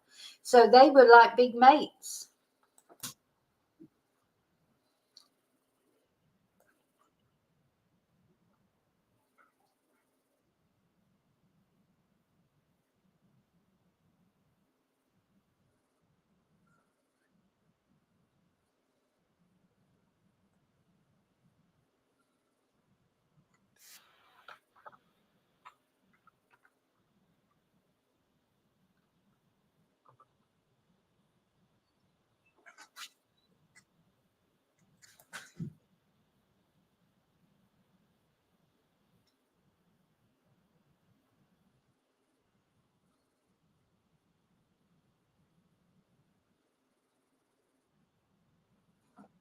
Oh, sorry, I'm not sharing it, am I? Hang on. Sorry. When I have him. Last night, that is Sebastian's father. And obviously, he and Sebastian's mother, Katie, don't see eye to eye on everything, right? Some discrepancies in how they see how their child should be raised and how he should be parented, how he should be cared for. And he was pointing that out. And he looked at what happened here and he said, yeah, here we go again. So it looks like there's some history here. And I understand parents that aren't together, don't always see eye to eye on everything. But he seemed pretty specific about, again, under her watch. He was not confident in the way that she was handling, parenting, and setting rules and everything else for Sebastian. Take a listen, because he went into more detail about it here, about what he does and what they were working towards, which I thought was really significant. And what there's no... Oh, something else I just wanted to say. You remember the video we watched and there was the lights? That apparently has been proven to be, again, apparently, allegedly, because until the police release anything official, we can only go by what people say. That was the rubbish truck arriving and leaving, so maybe just to bear in mind. The police had already said it had nothing to do with the investigation, though, to be fair. Routine, then autistic children don't act the same way they're supposed to. When I've had him, there's a routine in my house when I have him. And he's a teenager. You're going to listen. You're going to hear some back talk probably. I mean, they're growing. They're going to rebel some way. They're teenagers, so you're going to listen to it. You're going to have to deal with it. But you still got to remember that you're a parent. And you have to adjust your lifestyle to be able to make sure that they can adjust and learn and still grow.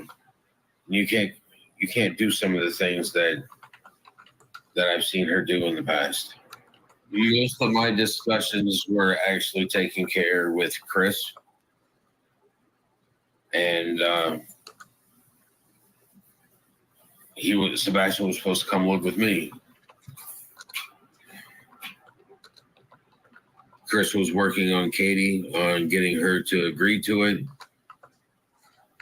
And all I wanted was my son to come live with me. Now, in a YouTube live stream today with the host of Justin on TikTok, Seth Rogers made some shocking claims about an instance of sexual abuse while Sebastian was living in California with his mother, and why Seth says Chris Proudfoot wanted Sebastian to live with him. Before we play this next clip, you should know Court TV has not independently verified these allegations made by Seth. There was another CPS incident in California at her house.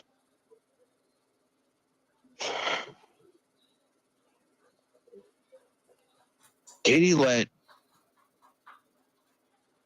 and Chris let a child into their house that was 5 years older than my son. My son was 7 or 8 at the time, and this kid was 13. She has a habit of not checking on her kid. They were letting this kid play with my son, and they weren't checking on him. And then this kid took my son's innocence, and he molested him. Worst nightmare. My son around his daughter, because Chris has turned around into my mother told my mom, your grandson's a pedophile. Now, this is a big allegation against the 13-year-old, of course. I mean, I don't know who the 13-year-old is. I don't, the thing is, sometimes if your friend came round with their friend, with their child, and, you would let them play together, you know, maybe probably online gaming or something like that, wouldn't it? They come around, go and show me PlayStation or Xbox or whatever.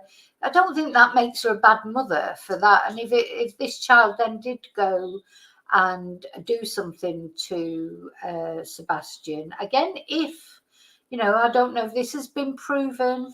I don't know if, you know, if the family of that 13-year-old are watching, are they going to be a bit angry about this? I don't know what the background is, if it's been proven, if there's been a court case or what. I don't think you can blame the mother for that, to be honest. That, in my personal opinion.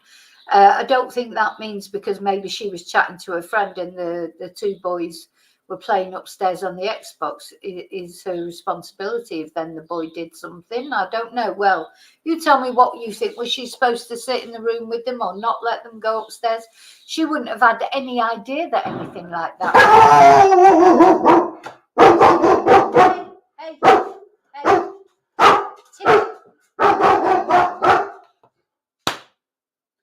Sorry.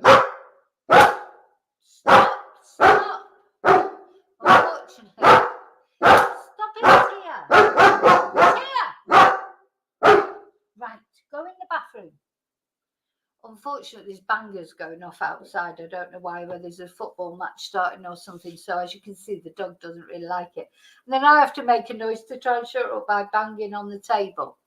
So let me go back to what I was saying. So yeah, she wouldn't have known, you know, that and has it been proven? That's a big allegation to make against that 13-year-old, isn't it?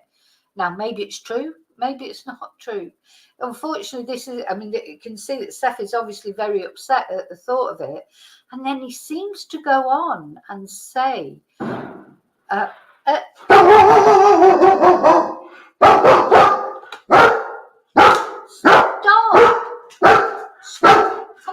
Come here.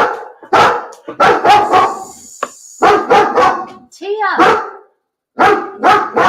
David, sorry. Tia! Stop! Good girl. No. Come here. Shh. Yeah, she gets scared. Shh. No, stop it.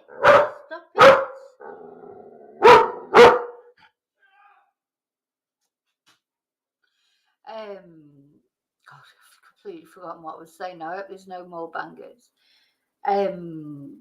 She might be German Shepherd, but she is scared of loud noises. But sometimes the only way to make her quiet then is by making a loud noise. Okay, now I've got to think back to where I was because I've completely lost the plot. Yeah, you can see that Seth is upset talking about it. But, you know, I'm not sure that this should have come out. But anyway, it has come out, so we just got to deal with it. But that's right. He seems to insinuate then that the reason that there's tension in the household is because of Sebastian suffering this abuse, and then the stepfather feeling that Sebastian's done something inappropriate, or is worried about Sebastian doing something inappropriate with his daughter. You know, it comes over. There's a lot going on in this household. No, he's not. He's a victim that hasn't got the help that he deserves and that he needs so that he can get over the traumatic incident that has happened to him. That should have never happened underneath their watch to begin with. Yeah. That's why Chris doesn't want my son around his daughter.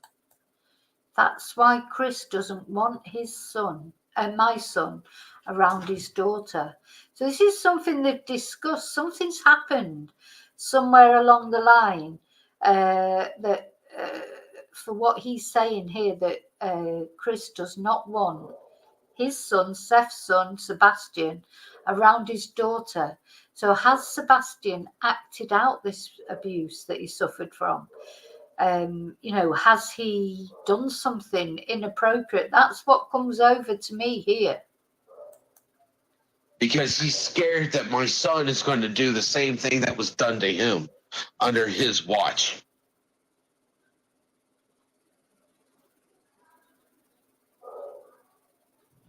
That is heartbreaking. Let's bring in our guest to make some sense of all of this in Miami, Florida, body language and communications expert and instructor at the Body Language Institute. Tiffany Lee is with us. In Pensacola, Florida, private investigator Lauren Vellucci.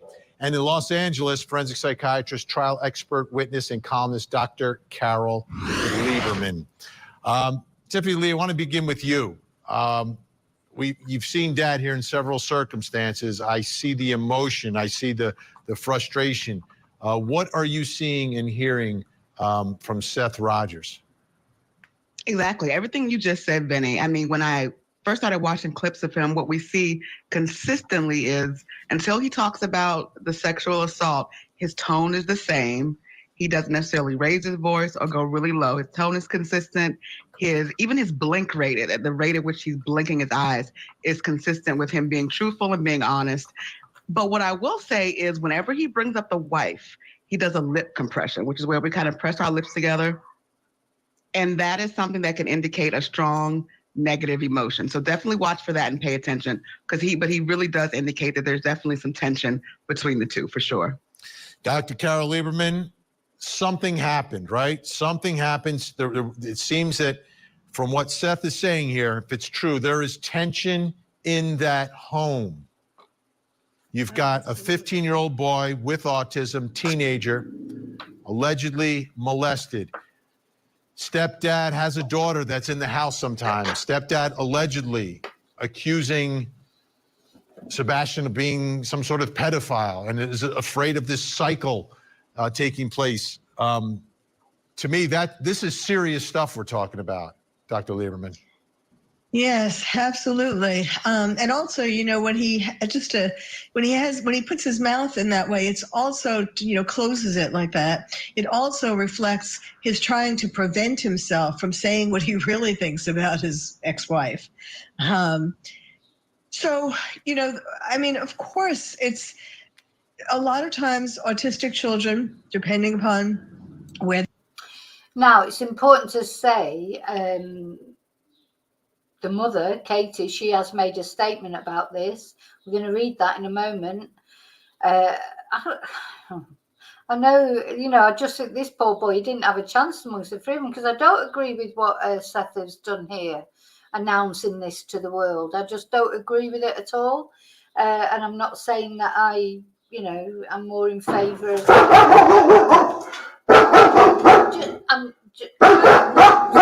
I'm just going to put it in the bathroom.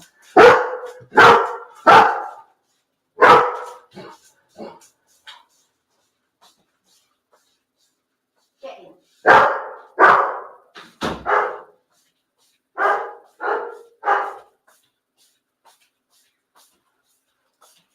Sorry. So I had to put it in the bathroom. It's not her fault. There's bangers going on. There's bangers going off outside for some unknown reason. So, yeah, I'm not saying that I agree with him. I'm not saying that. Do you know what? She's just opened the door of the bathroom and come out. Honestly, you bad girl. She literally can open any door. So I put her in the bathroom. She's just pushed the handle and come back out again. Anyway, so yeah, I don't agree with any of it. I feel sorry for Sebastian, because you've got him talking about that. That's a very personal thing that he's talking about online, and then, you know, it seems like the mother and stepfather, I don't know, weren't the best. Who knows? But poor Sebastian in the middle of it all. They are on the spectrum, and exactly what's wrong. They are more vulnerable to getting sexually abused and being abused in general. You know, it's sad that at that point, I mean, something should have happened at that point, ideally, that Sebastian should have been taken away from the mother and stepfather. And obviously he would have been a lot better off with his real biological father. And there's also another story about how the mother allowed him to be exposed. This is a different incident, but allowed him to be exposed to a man who had been in jail for pedophilia. Now, there's no, have not heard specifically that he did, in fact, that this other man did abuse Sebastian too. But I mean, but the father was really upset that why is she letting a known pedophile around our son? Lauren Vellucci, and this has been, I think, the theme from the beginning, right? That children don't just vanish. They don't just disappear. Something happened. Now we're hearing about a little bit about potential tension in this home, a reason for him to perhaps want to leave, a reason for there to be conflict, a reason for something to happen. And I think this is an avenue, as they've described everyone as cooperating, but I think investigators would need to sort of peel back the layers of everything that was happening here. Absolutely. And Hendersonville is actually a town that I know a good bit about. I have a dear friend that grew up there. It's also where Taylor Swift. There's so much more to this case, isn't there? You know, it is like, it's like layers coming off, because, you know, it started off as an autistic boy disappeared, presumably with no shoes on. And now it's turned into this whole different thing with lots of different elements to it, isn't it? And you know, it's a conundrum. It really is. And at the heart of it is Sebastian. And of course, it's caused such other things, like you know, the arguments, like ego battles online between the YouTubers and the Cajun Navy and all that thing. You know, it's sort of turned into this circus. But at the end of the day, in the middle of it all, is Sebastian, who's the one who's disappeared, and it gets forgotten with, you know, the arguments between the parents, you know, the ego battles between all the.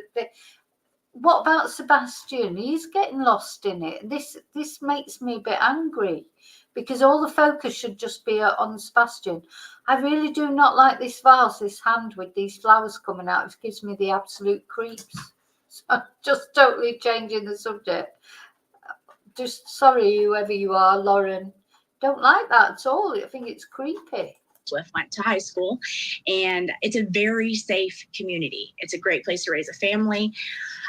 So as you were saying that, I was thinking that when Seth Rogers last night said that he mostly communicated with the stepdad, that was odd to me in a lot of reasons. And it signals to me that there is a tumultuous relationship. So if he was potentially going to live back with his father, you know, this is sad, but we have seen it so many times that the mom or dad or family member potentially not wanting them, but not wanting the other spouse to have the child. And that's the worst case scenario, but it has happened, sadly, and we know about that. So you know, that is a concern as well. Yeah, I agree. And I think understanding all the dynamics and anything that's happening in their lives, because it can go many different ways. It can give him a reason to want to get out of the house as well, but there has to be a reason. Children don't just vanish. Right, I think that's the end of that. Yeah. So what we're going to have a look at now is the response statement from Katie Proudfoot, the mother. We're going to look what she said in response to that interview that Seth made.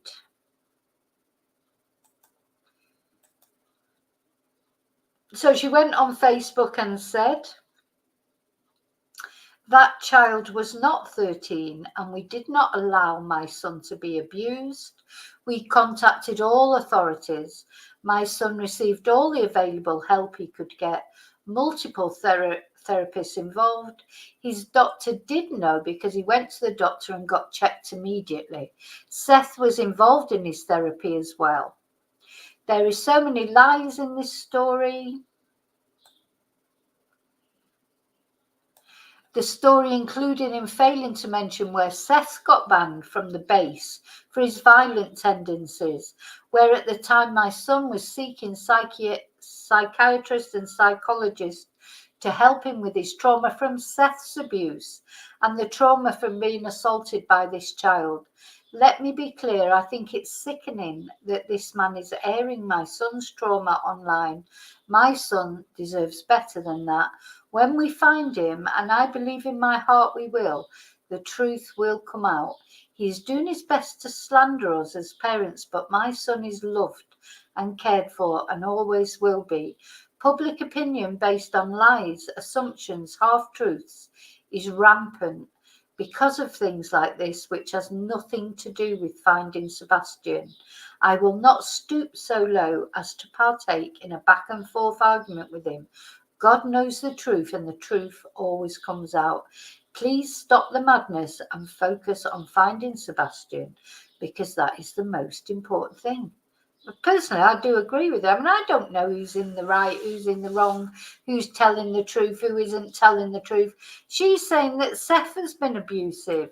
You know, it just seems to me there's so much animosity between them. You know, it's he said, she said, and who do you believe, you know? I just don't know. I don't know.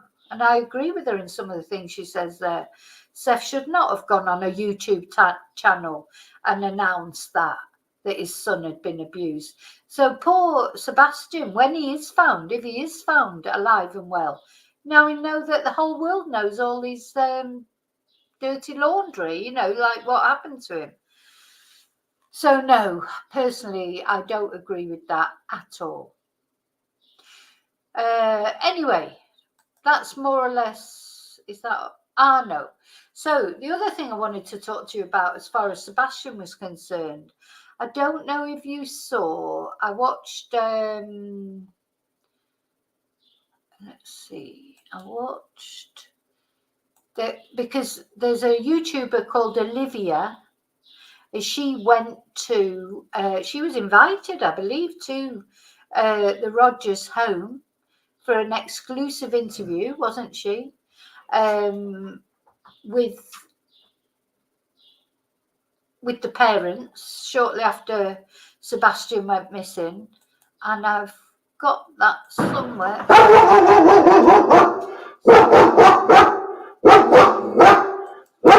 Sorry, I'm going to have to put her out the back again.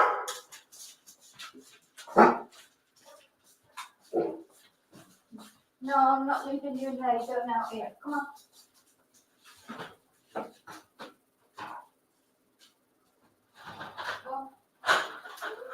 Come here. Out. Come here.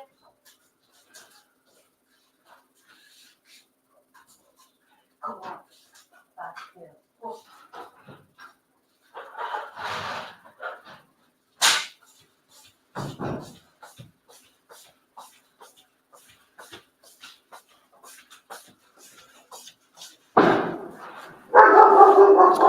Okay, I've actually put her out the back now where she can't open the door and come back. So she'll still bark every time a banger goes off, but you won't be able to hear it so loud. No, I know, Bridget, it's not the dog's fault. It is the banger's fault, but I don't know how long they're going to go on for. I don't even know what they're about. Okay, so let's go back to this. So the Chronicles of Olivia.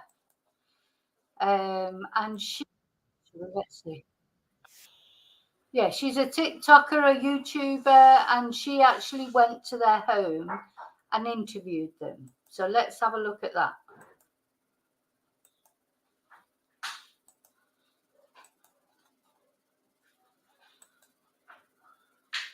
All the dogs in the village are barking.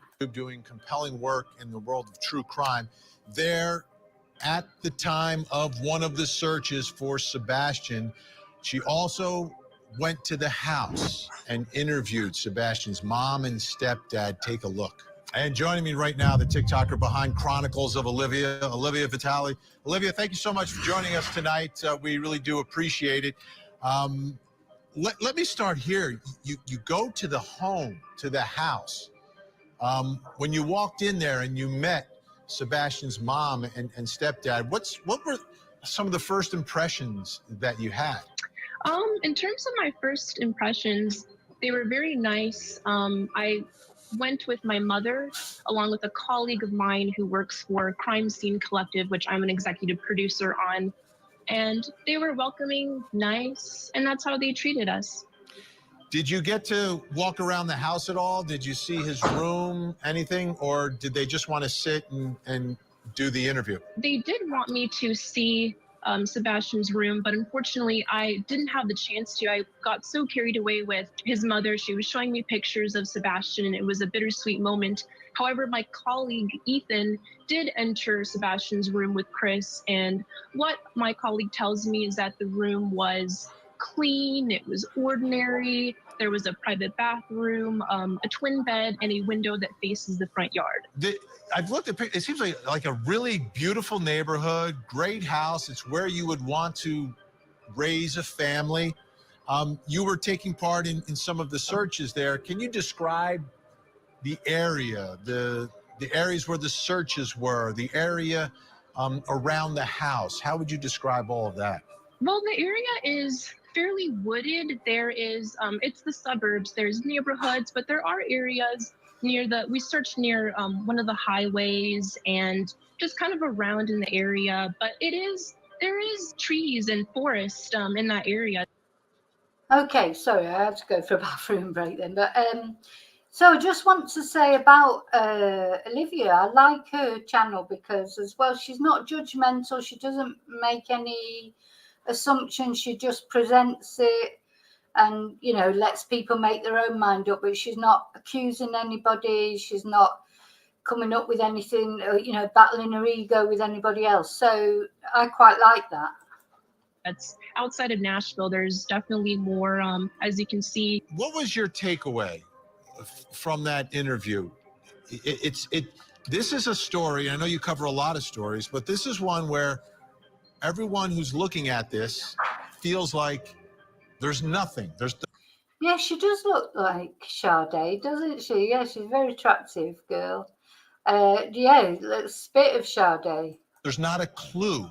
There's like no information. This is a 15-year-old who seemingly has vanished.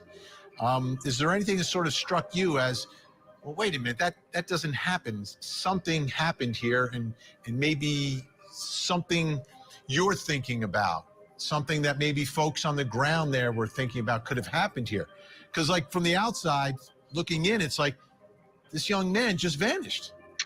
You know, it's a mystery. I wish I had the answer to that question. I mean, I didn't see anything unusual in their home. It's actually very beautiful, very spacious, and it's a beautiful neighborhood, a lot of big houses. And they were very nice and cordial with me and my mother and my friend, Ethan. And I have no idea. It is a mystery. In terms of the conference yesterday, the chief deputy did say there's no evidence to suggest foul play. I know. So, but something happened, right? We all know that something happened. Either he was lured outside, walked outside, or something else happened. What's the lingering question that you have tonight, Olivia, about? Yeah, the thing you have to remember, she's got a TikToker and a YouTube channel. She can't go around saying anything judgmental about anybody, you know, because she doesn't want to be, you know, sued or you know, for malicious communication or defamation. I don't know how some YouTubers, etc., I don't really know how they get away with the things they say. You know, because and that they do spoil it for others. That's where all the bad reputation comes from. Until something's proven, you have got to be careful. Just because it's YouTube doesn't mean to say you can say anything, accuse anyone. You know, you've got to still have evidence. You can speculate is one thing, you know, presenting all the evidence, or not the evidence, but, you know, presenting all the circumstances. And then the commentators can, you know, the chatters, you can say more or less what you want. I don't think in comments, well, you know, what you say is what you say, you know, so that's your opinion. So the YouTuber themselves cannot be picked up for what somebody else says. But the thing is, you know, as a YouTuber, you do have to be careful, because YouTubers are so careful now as well, much more careful than they were. And I personally, I like this interview with this girl because, you know, she did. And the thing is, because she's not judgmental, that's how she got invited in to do this interview. So that's how you get evidence and things. If you're nice to people, they'll give you interviews and things. And that gives, you know, people want to watch these interviews, so they shouldn't really criticize her. They should be aware that if it wasn't for her, they wouldn't even have this interview to watch. Sebastian, and what happened here, or what question needs to be answered? In terms of a question that needs to be answered, I mean, it is a mystery. I wonder about security footage, or if possibly maybe there's somewhere out there a certain building or something that may have just that one bit of security footage, or that could show maybe something, or maybe someone out there knows something and they just need to see Sebastian's face, which is really important. I think the point of the interview is to bring awareness to Sebastian, and that's something that, you know, another thing is we didn't want to focus on speculation or rumor-driven theories, just facts that could lead to hopefully find Sebastian. Absolutely. Absolutely. Obviously, everyone is watching your interview, and everyone that watches it sees his face. Everyone that sees his face, now you spread it, and hopefully someone out there has that one lead that leads to an answer here. Olivia Vitale, great to have you on the program. Chronicles of Olivia, TikTok, YouTube, everywhere. Great work you're doing. Thanks so much. Chronicles of Olivia.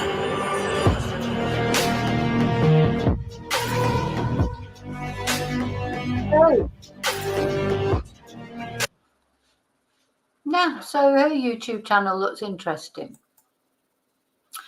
I hadn't heard of it before this, so it has given her obviously exposure, but she's given us an interview there with them that we wouldn't have had otherwise. Okay, so just another couple of things that I just want to show you about Sebastian. Now, Nancy Grace said that Sebastian's stepfather in the end didn't take the polygraph. So we're just going to look at that.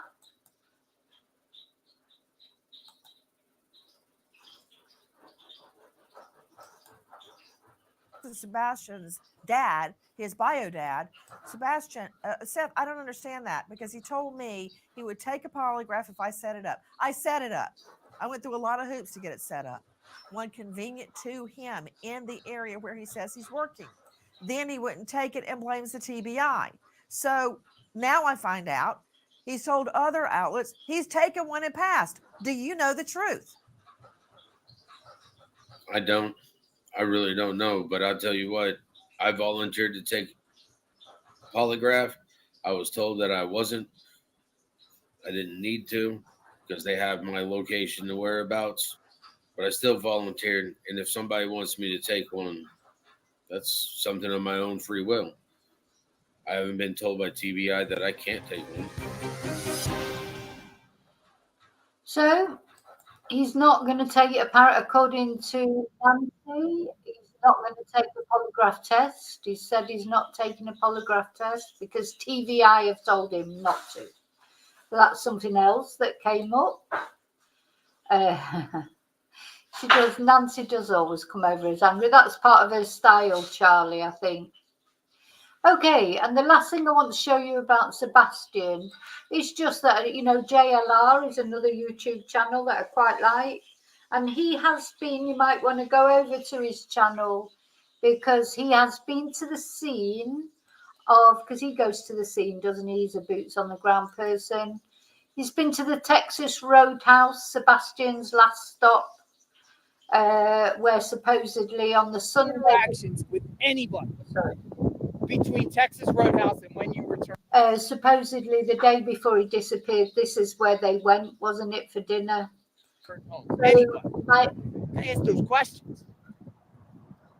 Gotta ask those questions. Now, I'm not going to watch this video because this is JLR's video, but you may want to go over to JLR's channel if you haven't seen it and see this where he has been to the Roadhouse. I'm sure he'll have some more videos from here later. But it's interesting to see the scene, isn't it? Ask these questions. Did you stop for gas? Did you pull over? Did you go to the convenience store? Did you go get yourself a snack at Circle K or Speedway? Or where else did you go? Sunday night.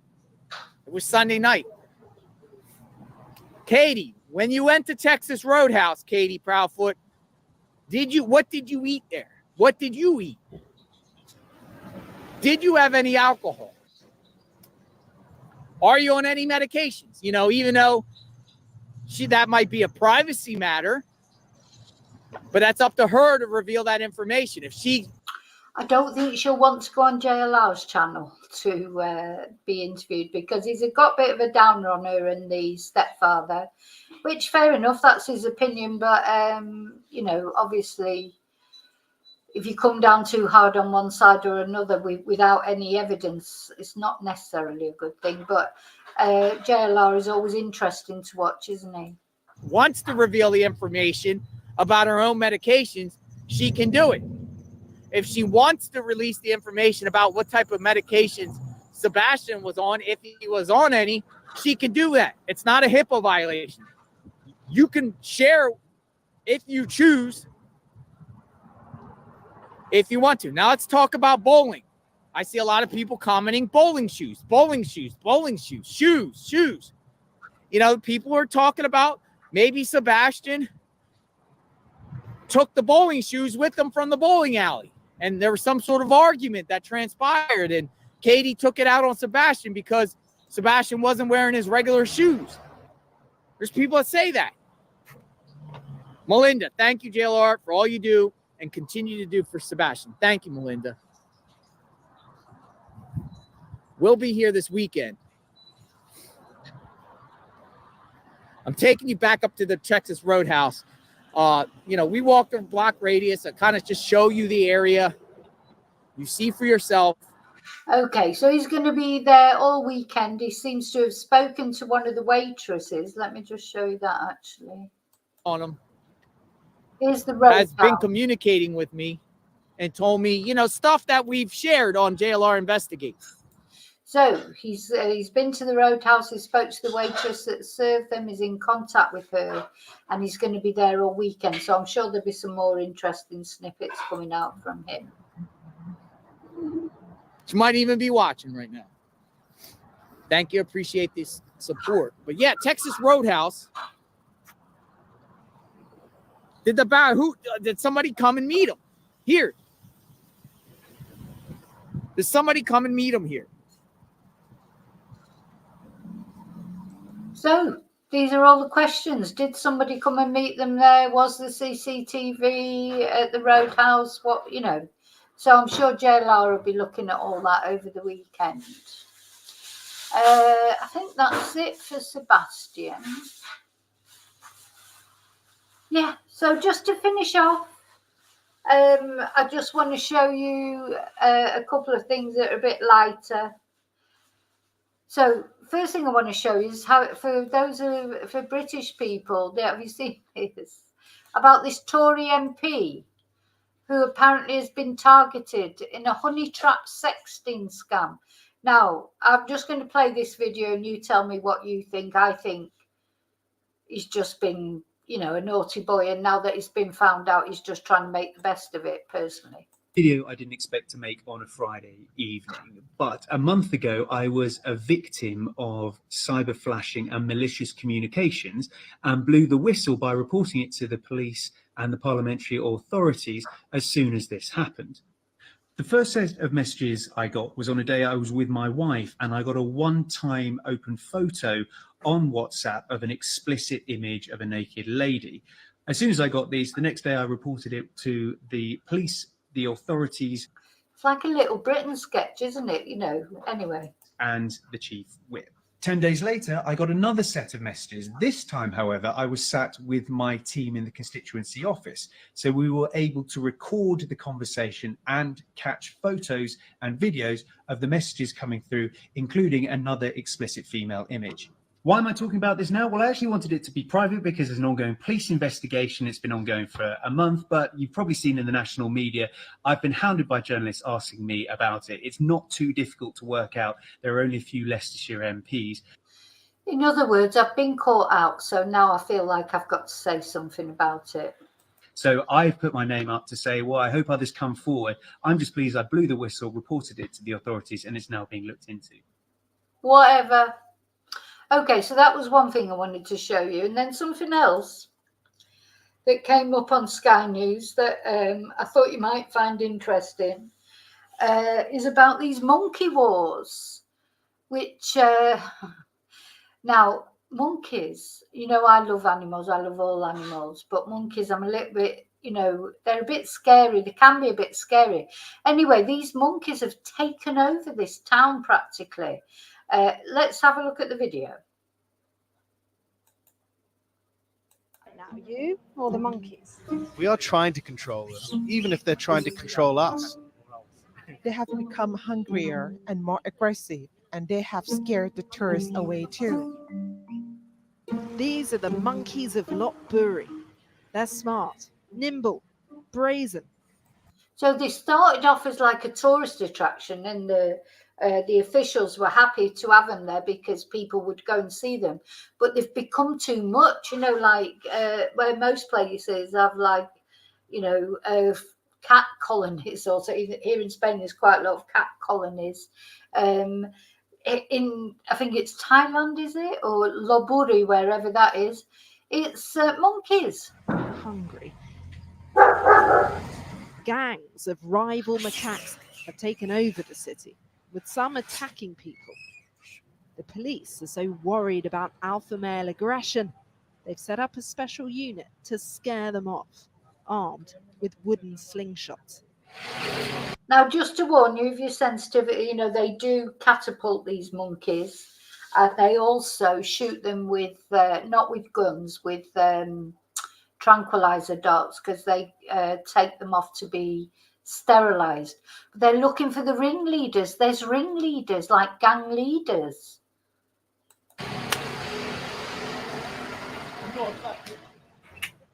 I've just been told that the monkey this man is trying to get is known as Krupala, which means gym teacher.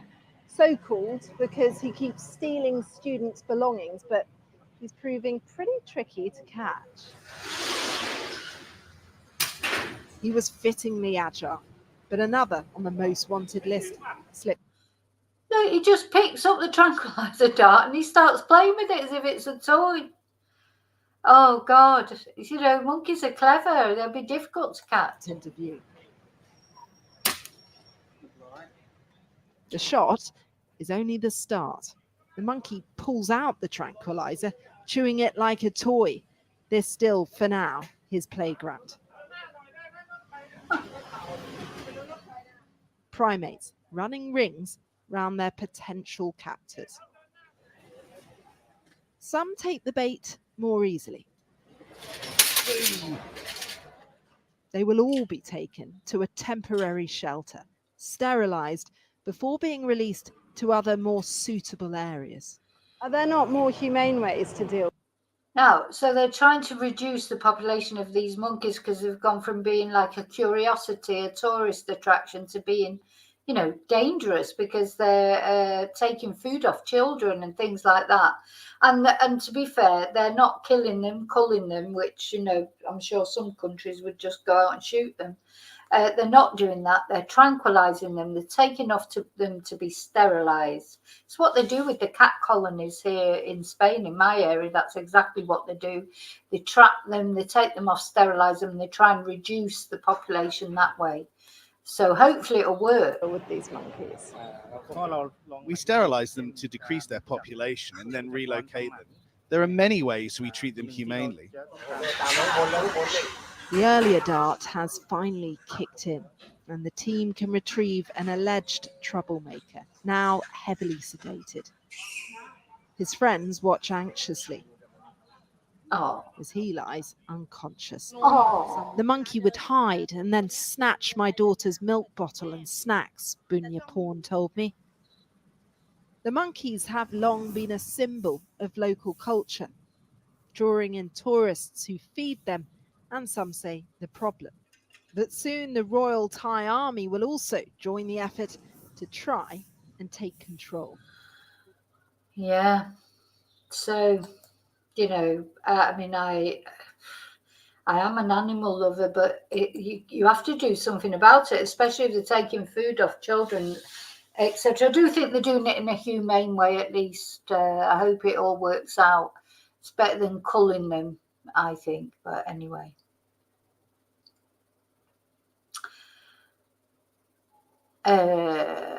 Okay, so no, I would hate to have a chimpanzee. I definitely would hate to have a chimpanzee, but yeah, I find monkeys a little bit scary. But having said that, I would never do any harm to one, and it's nice to watch them there on the video, but I wouldn't want them on me. Oh dear me. Ooh. Monkeys are dangerous. They are, yeah. And you know that chimpanzees are very strong and very dangerous. There's been, and also, you know, when you see, there's been incidences, haven't there, where chimpanzees have killed people that have kept them as pets because they're so strong, or they've killed the friends of people who've kept them as pets. I don't believe they should be kept as pets. They should be in the wild. That's where they should be, living their best life out in the wild as nature intended. But yeah.